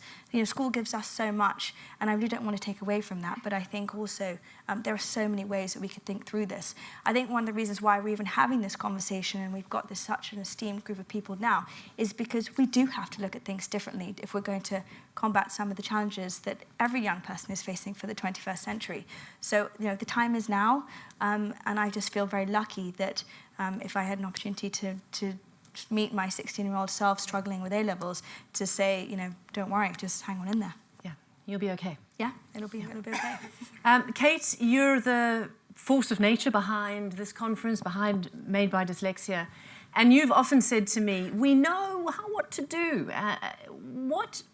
What needs to be done? And do you think this shifting of a paradigm that's cancelling exams or not putting so much focus on punctuation and spelling, do you think that is happening, and can it happen? So I think there are two things. I think firstly we need to look at levelling the playing field. And the problem we have at the moment is that most teachers aren't trained, so most dyslexic children aren't being identified, they're not being given the support that they need, and they're not being taught in the way that they need to learn. And if that doesn't happen, then they're just not going to flourish at school. So we have to find a way of making sure that all dyslexic kids are identified and all teachers are trained. And we're working very hard with Microsoft right now on the teacher training part of it. And then I think we have to make sure that we look at specifically how we test or we put dyslexic children through exams. I mean, to actually test a dyslexic child and grade them on their spelling, punctuation and grammar is quite honestly cruel. I mean, we just are not good at that. And it shouldn't. Anybody listening from government, this government particularly, because we have all these exams changed, has to listen to that message because it is not right and it should not be happening. Equally, expecting a dyslexic child to remember everything and then put that down, writing by hand on one day in an exam, is absolutely ridiculous. And I think you've heard this evening from all of the people on all of the panels how that is not the real world. So we need to firstly level the playing field so we're not putting our dyslexic kids through that, make sure we're identifying them. But then we actually need to look at the exam system across the board for everybody, because the world needs dyslexic thinking, and we know that that's not going to be brought out through our education system. So not just for dyslexics, but actually for the world. This is a really, really important message. Our education systems around the world are broken, but in the UK they are so broken we have to change them urgently. Yeah, because it's safe to say, it's actually a fact, that every teacher will have a dyslexic kid or more in her or his classroom, just statistically. Well, it's interesting. I mean, in the UK, we say it's 1 in 10. In America, they say it's 1 in 5. When we were doing our research for the Rose Review, we were screening all children in schools, and it was coming out at 1 in 5. So it is a lot more than we're identifying already. So it counts, it matters to absolutely everybody. And also, what's good for dyslexic children is actually good for all children. So it's a win-win situation. You mentioned technology. Tell us about how you've in many ways contributed to helping dyslexic kids in the classroom. A little bit unbeknownst to you. Wasn't your initial... A little bit unbeknownst. I have to agree completely with Kate. I think when especially in the context of technology, and I know there's a lot of amazing teachers sitting in this audience right now, when we build an inclusive classroom for all learners, everyone wins. Just everyone wins. And technology can play a big role in that. I started a little platform called Flipgrid. I just had a lot of PhD students. I had 12, actually. And I wanted to hear their thoughts on design. I wanted to hear what challenged them, what they were inspired about, what they were excited about. I wanted to see their energy about design. And the platform's very simple. I pose a question as the educator. They record a short video as the student. And what I found out is, over the years, as it's grown quite a bit bigger than those 12. It's students with speech apraxia, dyslexia, dysgraphia, student selective mutism. And we've heard these stories. It used to be once a month, and then it used to be once a week, and now it's once a day, of an educator reaching out to us and saying, I have this student, and through Flipgrid I saw this impact, and she couldn't be more wrong. It has nothing to do with Flipgrid. It has to do with an amazing educator finding a new modality for a student to shine and bring out those great aspects and strengths that they have. And I absolutely love it. And it's been, honestly, the greatest privilege of my life. Yeah, and I want to talk broadly also about what Microsoft is doing as well. But Martina, to you, this is, as I think one of our earlier panelists said, in many ways, we're celebrating people who made it in spite of their weaknesses. And I often say, not to sort of misquote Spider-Man's uncle, that my greatest weakness is my greatest strength. But many children are not, not actually getting there. And this is a brick wall. And the concept of social mobility and disadvantaged children really plays into this. Give us some perspective from your point of view. Well, last week I met a mother who is a single parent living in social housing, very ambitious for herself and her children. She has 3 children. Her youngest son is 7. And she was particularly distraught when she spoke to me last week because he's just been put on restricted hours at school. So because of his behaviour in the classroom, he's not able to do a full day in school. And I said, what did the school say? What did the teachers say? And she was so distraught, she said, he's dyslexic. They've diagnosed him. What am I going to do? They've said he could go to a special school or he can be home tutored. She has no resources, she has no money to support him, other than her sort of personal pride in her children. Now, on the other side of the coin, and I do agree, I am quite sure for those teachers in a class with over 30 pupils and in a not great part of the country, his behaviour was disruptive and was difficult. The point is, for both the mother, that child and the school, at this point in time, there is nowhere for that child to go. I couldn't even offer her the Prince's Trust because we start at 11. And I think we pick up a lot of young people through the Prince's Trust who deem themselves as failures, think they've failed at everything, but mostly the only thing they need is some support and self-belief. So I am hugely, hugely proud of the fact that Kate and Made by Dyslexia have become social mobility ambassadors. It is really important, and we as a commission cannot do this by ourselves. We need everybody calling for change, supporting this campaign, and as Kate said, we need a complete sea change across the education system. Until that happens, as we know, technology is helping fill in some of those weaknesses.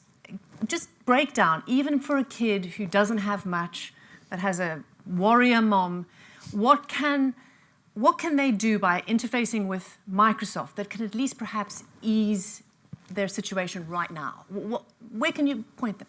Yeah, I think there's 3 key areas, and I actually don't say this as being a part of Microsoft now. I say this as being a parent and also being a professor of ed technology for a decade before joining Microsoft.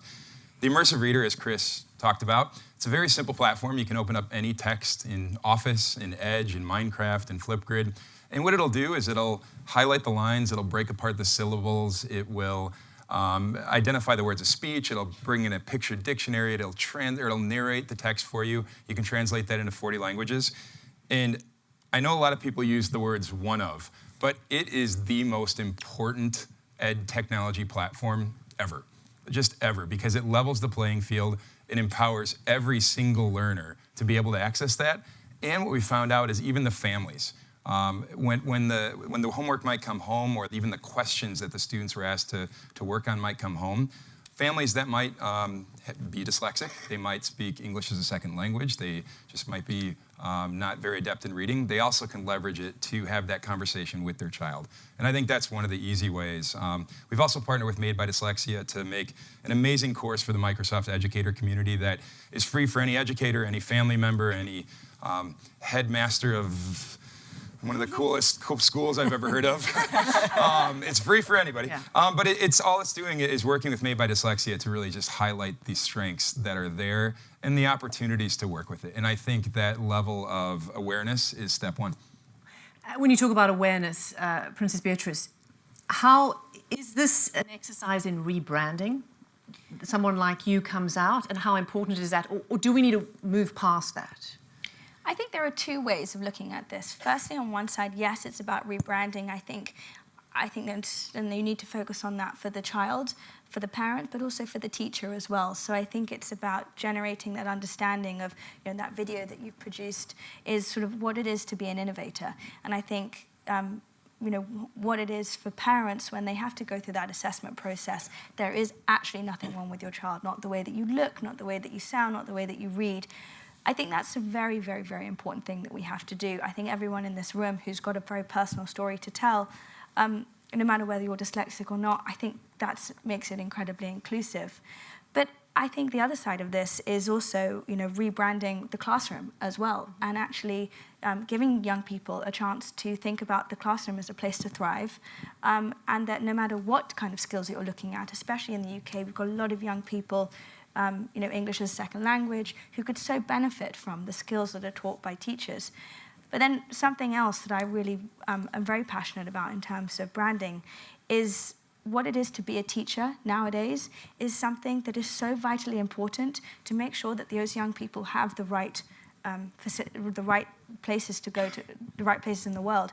I think, you know, the teaching profession is our first line of defense. And if we do not give teachers the tools to be able to care for themselves, their mental health, but also that of the child, then I think we're also doing a disservice. So I am so lucky to be working with Made by Dyslexia to really champion the way that we should be looking after our teachers to make sure that they have the skills as well. Yeah, you make an excellent point.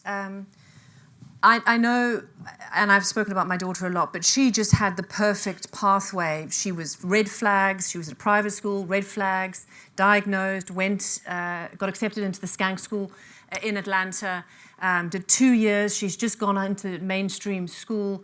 And one of my family members said after her 2 years there, is she fixed now? And in many ways, that's also a good question, because what you do is the perfect way to teach dyslexic children, but as Kate says, any children. So just give us a sense of what you do and how hopefully you could create it in a bigger scale. Yeah, I think if anyone could take away one thing from this evening, it's that. It's what is good for dyslexic people generally is good for everyone else. So the business of the teacher who stands at the front of the room and forces the child to copy reams of text off the board, what are they actually learning at that point? Probably very little. Whereas the teacher who employs a variety of different techniques, most of them communicating, most of them inviting the pupils up to influence others, to lead others, those are playing to dyslexic strengths, but they're playing to the strengths of all learners. They're helping all learners to thrive and to flourish.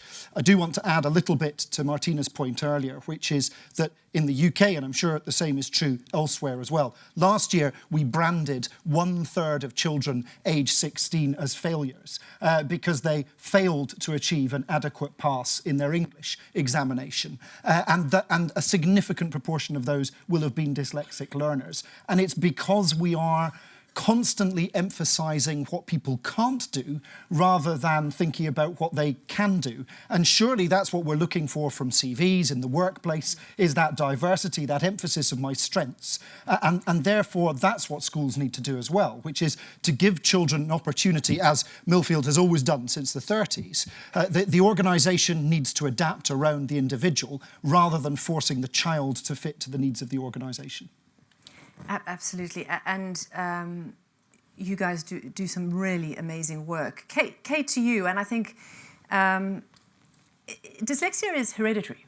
I mean, and that's how I picked up that I was dyslexic, because my child was flagged as dyslexic, and then they said to me, oh, you know, it's genetic, and suddenly you have this penny dropping, and you're like, holy moly, that's exactly why I struggled at school. That's exactly why I can do this and not do that. How do you in educating adults, how do you then backtrack into how they perhaps start their kids in early schooling with this sort of self-knowledge? Is that part of what you're trying to do as well? I think so, yes. Self-diagnosis is what I'm saying, yeah. Which you can do on your website. Yeah, you can. I mean, my entire family are dyslexic, and we were very lucky because we were sent to a really supportive school, and it's the reason I'm doing what I'm doing, because my elder son had real problems in school, and I couldn't believe that teachers still weren't trained. We were lucky we could pay for an education to support him. But actually, the reality is that most dyslexic people don't know that they're dyslexic. Yeah. So I think finding out that you are dyslexic is a really important thing for anybody. I think that if you have a child that's struggling at school and you struggled at school, there's definitely a bit of a sort of stigma attached to, and worry that, oh my God, I struggled, is my child going to be struggling too? And I think that's part of what we're trying to do with the whole changing people's perception of dyslexia, is to help people to want to find out and to embrace it, because the school system has never fitted dyslexic children, to be honest, so it won't fit dyslexic adults, and most dyslexics go on to, or hopefully go on to achieve good things in life. But yes, it is about everybody trying to find out and trying to make sure the education system is screening all kids and everybody does discover. So, Martina, if that's the case, if you know your child is dyslexic, or you suspect he or she is, how important is it for parents to sort of drive, and again, this connecting the dots theme, for parents to drive and pressure schools to say, hey, you need to give my kid an extra few minutes on tests? Can he or she rather listen to an audiobook of Harry Potter than having to try and plough through Harry Potter, but still then present the book report with a video cam instead of having to write it out? How much space is there for kids and parents who you speak to do that? Go to the local library and just push from below.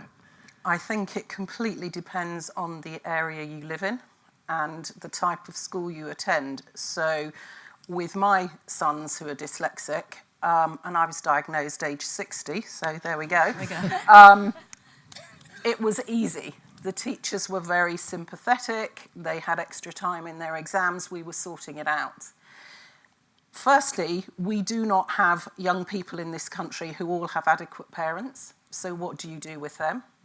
What do you do with young people coming out of the care system?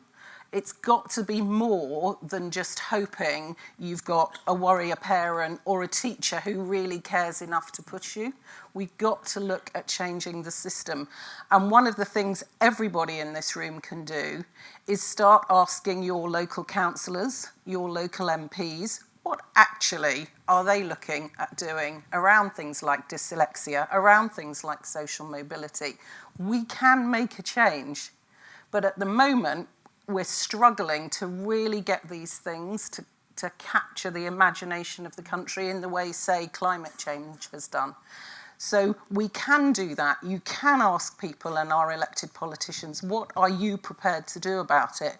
You can look at the state of your local further education college, because at the moment, we take young people who haven't got the right grades in English and maths, and we get them to do retakes, mostly at their local further education college. 90% of further education colleges started this term with not enough teachers. You are paid more as a secondary school teacher now than you are as an FE teacher. So we take the kids who have already been told they're failing, we put them into these colleges who are really trying hard and do have some fantastic staff, but have had cut after cut after cut, much more than schools actually. And then we discover that the bulk of them on their retakes fail. And then we say, why don't you try a third time? And even more people fail. And we wonder why we're getting the results we're getting. So, you know, it's back to Einstein, isn't it? Yeah. If you're going to do things the same, you're going to get the same results. So it's time. Let's leave this room and really start fighting, because those kids are worth it. And using the tools that are available and Exactly. trying to democratize that. And I mean, I asked Princess Beatrice about this, is this also about a branding exercise? You've got it. You can offer it. It's free. It's out there for teachers, for educators. How do you push it? I think you push it through the community. I mean, I think a community builds community. A company does not build community. And I think what we really try to do in that is any educator that reaches out or is using Flipgrid or really any platform, Microsoft, Flipgrid or otherwise, we just try to engage with them and we try to tell them the 4 words that they should hear every day. Thank you and great idea. We tell them thank you for using it, great idea, we love how you're using it. After that, we try to amplify their stories. Community is truly built where our stories intersect.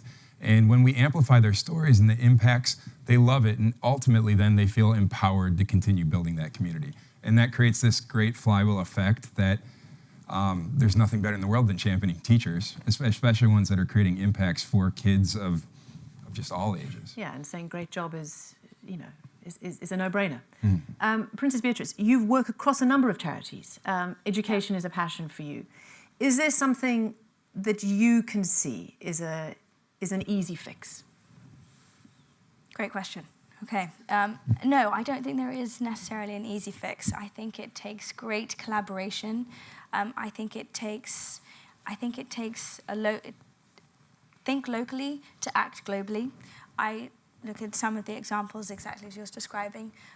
Look to talk to your local councils, because I think people are desperately trying. They want to be able to connect the dots now. You know, I think that, you know, the easy things that we could do is starting the conversation. You know, turning up, being open about the fact that you are dyslexic. I think that is a great way to start. And I think, you know, the more people we get onto this journey, the more long-term system change we will be able to create. But a little bit like the debate we're having around climate change now, the great education debate as to what skills we really do need to provide to the classroom for the 21st century and how we can be inclusive with our classrooms. I think that this needs to be brought to a head, and I'm just so lucky to be partnering with these incredible organizations that we see here to be able to champion that, so we can start connecting the dots. Thank you. And you work with these young minds every day, and you have. Is there a quick fix that you can suggest is an easy way to democratize? Oh, I think there probably is, isn't there? Which is to listen to the children's voices. It's really straightforward. They probably know what works for them. If they love bogs, yeah, exactly. They know what works for them. They know how to work around things. They're much quicker with the TV remote control than I am. So listen to their voice and start to level the playing field. The EY report said it perfectly. It said share best practice, which we can all do within this room, within the world. It said automate as quickly as possible and as much as possible, level the playing field. And it said create a culture of expectation around neurodiversity. So I think we could all do that. It might take longer to achieve it. I want to add one thing, sorry. Teacher training. That could be a very good quick fix. Agreed. Martina, as you listen to all of this, and you listen particularly to our last panel of very successful people who felt that they, in their own companies, were championing, or at least trying to. How frustrating is it for you seeing some kids who know that they won't make the cut because of just the lack of opportunity they've had, or the lack of realization that they're dyslexic? The reality compared to perhaps the sort of success stories that we've heard. Well, I know there's some Prince's Trust young people in the audience. Actually, on the whole, if they're able to have the right support, they can absolutely achieve stuff. So the frustration comes where you see that they haven't had support in their journey. And it just depends how much life has already kind of damaged people, I suppose, if that's the right word. But we have great companies in this country, and most of the ones on the last panel work with us. Yeah. And they are prepared to take our young people. HSBC have been fantastic. We've had a large number of Prince's Trust young people who now work in HSBC, for example, who certainly didn't come with the right degrees or the right qualifications. So where people are prepared to help, it's great. The one thing I would say is it's not enough just to open the door. You have to put the right support around that person. So with mentorship, with just listening, actually, and being understanding. And if you can do that, you can achieve great things. Kate, to you, and I know we've spoken about this before, this is all about championing the positives of dyslexia, sort of saying, well, the weaknesses are here, we'll put them over here and let's focus on the strengths. But if you, I know at least in the US, if you want remedial help for your children, and I was sort of trying to get to that when I introduced you, you have to have your child diagnosed as having a disability, literally, before the schools can open up some remediation. What do you make of that? So I think all children should be screened really early, and intervention should be put in at that point. You shouldn't have to have a diagnosis, and that just isn't ever going to happen for hundreds of pounds or thousands of dollars to have a child assessed. Part of the reason that, as Made by Dyslexia, we're focusing on the positives is to get the world to understand the value of dyslexia and the value of dyslexic thinking in the world we live in today. Because we've known how to identify and how to support dyslexia since the 1930s when Millfield was set up. And we still are not doing it right in schools. So we have to look at why now is a really important time to do it. We need to leverage technology to be training. Every single teacher should have an awareness in dyslexia. And the course that we've produced with Microsoft has been viewed by 170,000 people now. Every teacher, every educator, every politician, everybody in the education department should look at least an hour's worth of awareness training to understand why it's so important that we address this now. It shouldn't be a case that you've got to go through the rigmarole of being labelled disabled before you get the support that you need. And in fact, some research that we just did into dyslexia in schools found that in America, 70% of schools in America won't use the term dyslexia, which is ridiculous because as dyslexic people, and we're all made by dyslexia, that's the empowering thing. So we have to start wanting to find it instead of hiding it. And that starts with skilling up everybody, parents and teachers, so they're not frightened of it and they want to deal with it and they want to see it. Yeah, you make an excellent point. I do want to wrap up. I think we could talk for a lot longer. But again, with all of you, if you don't mind giving me, and I think something practical or something that you think can create some momentum as we start, as we have this conversation. Princess Beatrice, just to summarise. Great. Sorry. No, and I think, this wonderful panel, there's been so much to think about. I think what I take away from all of this is that we really need to start sort of, as you said, screening and diagnosing a lot sooner. But I also think we really need to create a safe place to have this conversation. And I think that summits like this are a very, very good place to start. I look to a future where instead of asking what's wrong, why a dyslexic won't fit into that bucket, we have to ask why is the bucket not ready for that person to fit into it. So I'm excited to explore that a bit more. Okay, Kate. I think we need to let teachers do what they want to do, which is teach kids and not make children pass exams. And I think we need to get the entire education system to understand the value of dyslexia and the strengths that dyslexia can bring, because clearly from everything you've heard from the workforce today, that's what employers want. Martina?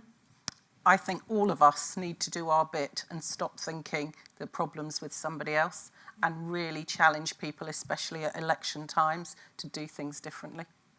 And that's why Made by Dyslexia's pressure is continuing. I Absolutely. understand, yes. Gavin. Schools should be safe places where crucibles of discovery, where children feel safe and where their passions are unlocked for life. In order to achieve that, we need employers that emphasise neurodiversity in their recruitment practices, and we need to scrap an examination system which prejudices against dyslexics. I think we need to empower every dyslexic child, or just every child for that matter, to be proud and confident of their unique strengths. Where's Lucy? I can't really see much. Where's Lucy? Lucy's somewhere in here. Just give a woo. Right up there. So Lucy was so excited to come and just explain that she's going to go into product design. I can't wait to use what you build. And she was just proud and confident in the fact of going into that field. And I think that as educators is what we all need to do, is to empower people like Lucy to be really excited and proud of those unique strengths. Brilliant. Thank you to you all. I really appreciate it. But I know that we've also got a few other people who are going to ask some questions. In particular, Martina, you've worked with these children. I don't know where you are. I'm looking for the Princess Trust. Wait, there we go. Oh, right here. I do want to give the perspective of students, and I would love for you to ask this illustrious panel some very probing questions. Yeah, so my question really is... And introduce yourself. Oh, so my name is Harry. I went on the Prince's Trust Enterprise Programme, and I too was branded a complete failure by the education system. And you changed my life, so thank you. But my business now runs programs in the Caribbean, changing young people's lives. And I believe that extraordinary things can happen when you back young people who have the audacity to be different. And I don't know what the world's going to look like in 5 years. None of you do, no matter how knowledgeable you are. So how can we educate our young people for the world that they're going to live in? For me, if we can send young people out of the education system with the resilience, the adaptability, and the confidence to be themselves, they can achieve anything. But how in practice do we actually educate that? Do we need to take people out the classroom? Do we need to reduce greatly the amount of exams that young people take? How does it actually work? Who would like to answer that? Thank you, Harry. Shall I start? Go for it. Yeah, and then give everyone else some thinking time. I think you've alluded to the answer, actually, in the question. We need to have education systems that are values-based, and schools need to think about what their core purpose is, and then they need to go hell for leather after the core purpose. And for too long, the core purpose has been achieving good exam results so that the school is better regarded by whoever it is that inspects them. And that has taken the child away from the core purpose. I do think that we have an issue around resilience and teaching children how to fail and to learn from failure. And we were speaking about this earlier. In this country and in other countries, we are dismantling brick by brick the things that are most important to teach that resilience. So if we take away sport, that's often where that resilience was taught. If we take away art, if we take away music, if we take away drama, that is often where those core skills are taught. And that's what we're doing.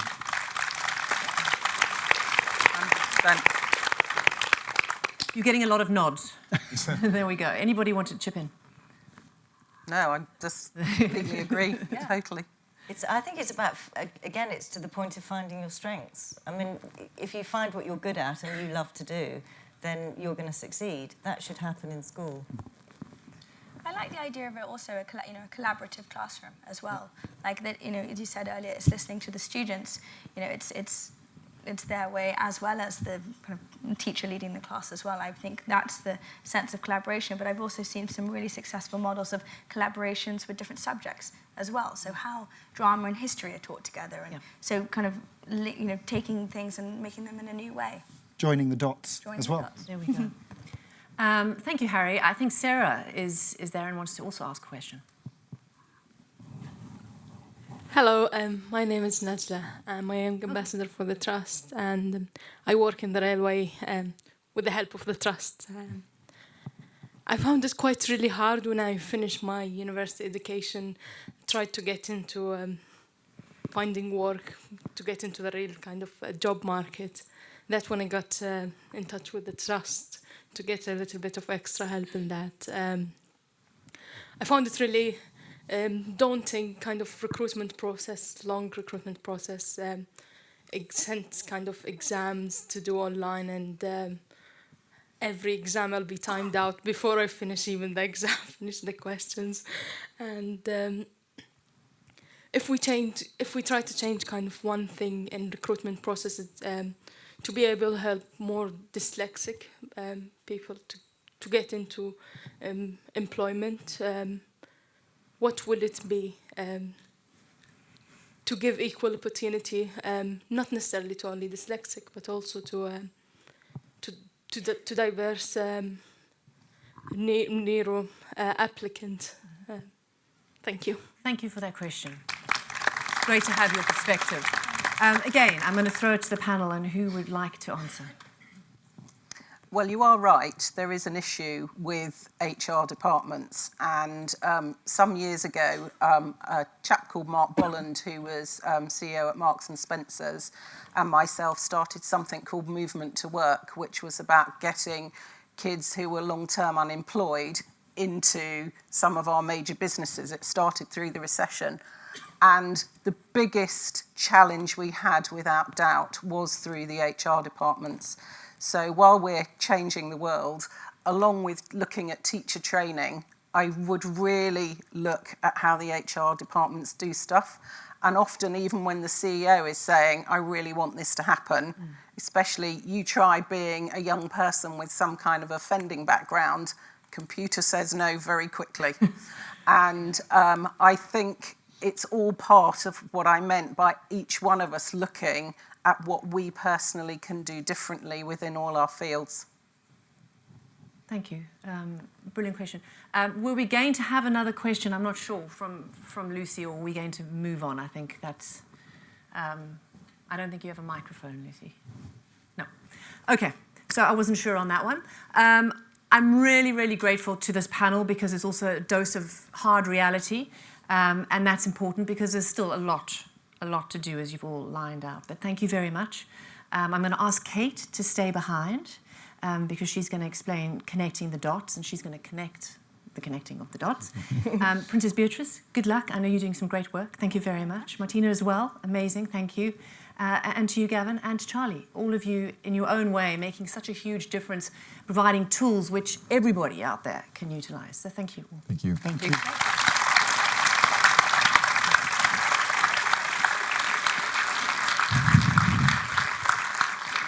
Yeah. So, Kate, as I said, one of the new focuses is connecting the dots. And Kate has a real-life experience and description of how this has happened.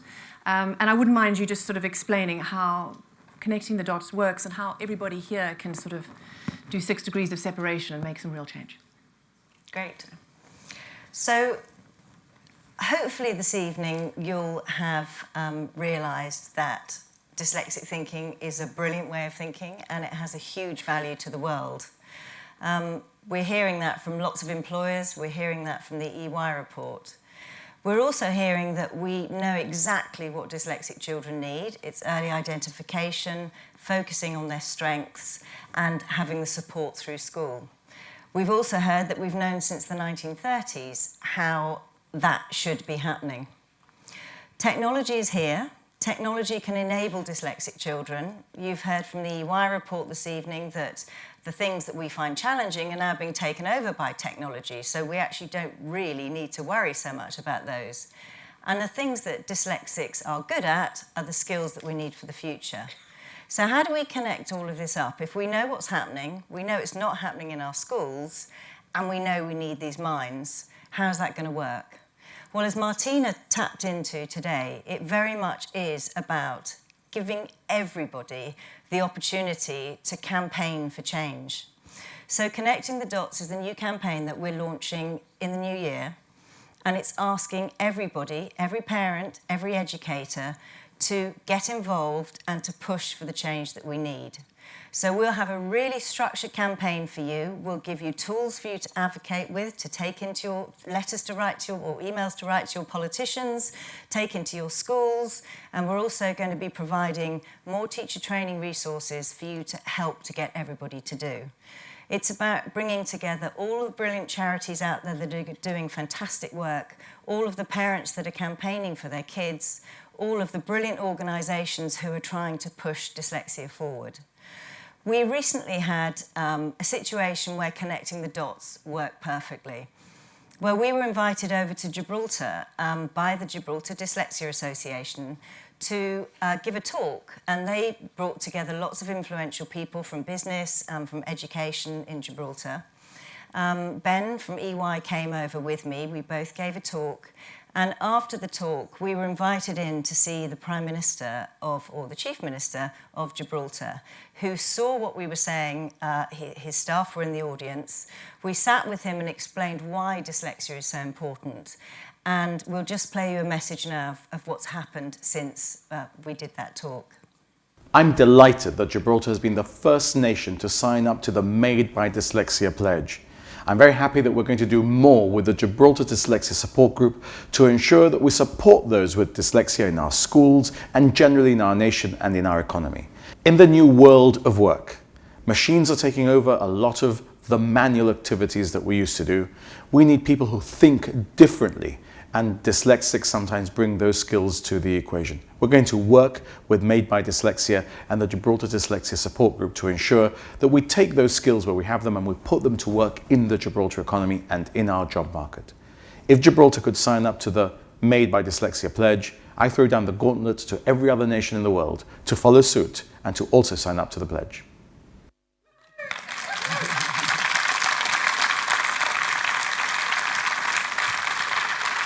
So there you go. There we go. Gauntlet thrown. Gauntlet thrown.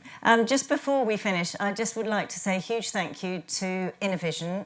Claudia is one of our trustees and has done an amazing job, and her team putting on this evening. And also to our other trustees, Mervyn and Roland, and all of the speakers and everybody who's come here this evening. Thank you very much. Absolutely. And I know from many of us, the drive to make a lot of this change, this momentum is being pushed by you, and I think a lot of us want to thank you as well for everything that you're doing and for never letting up. So if I could ask one thing of you all, it would be to follow us on social media, help us fundraise, which is really important. There's a booklet on our website now called Connecting the Dots, and that's going to give you a start to what you can do. But keep an eye out for what we're doing in the new year, and please just join us and let's change things for good. Thank you. Okay, thank you. And that's our evening. Really appreciate you all being here at the Science Museum. It's a fantastic facility. We are now going to move on and have some networking and a drink. Yeah, talk, listen. That's connect. There we go. Thank you, everyone. Really appreciate you listening.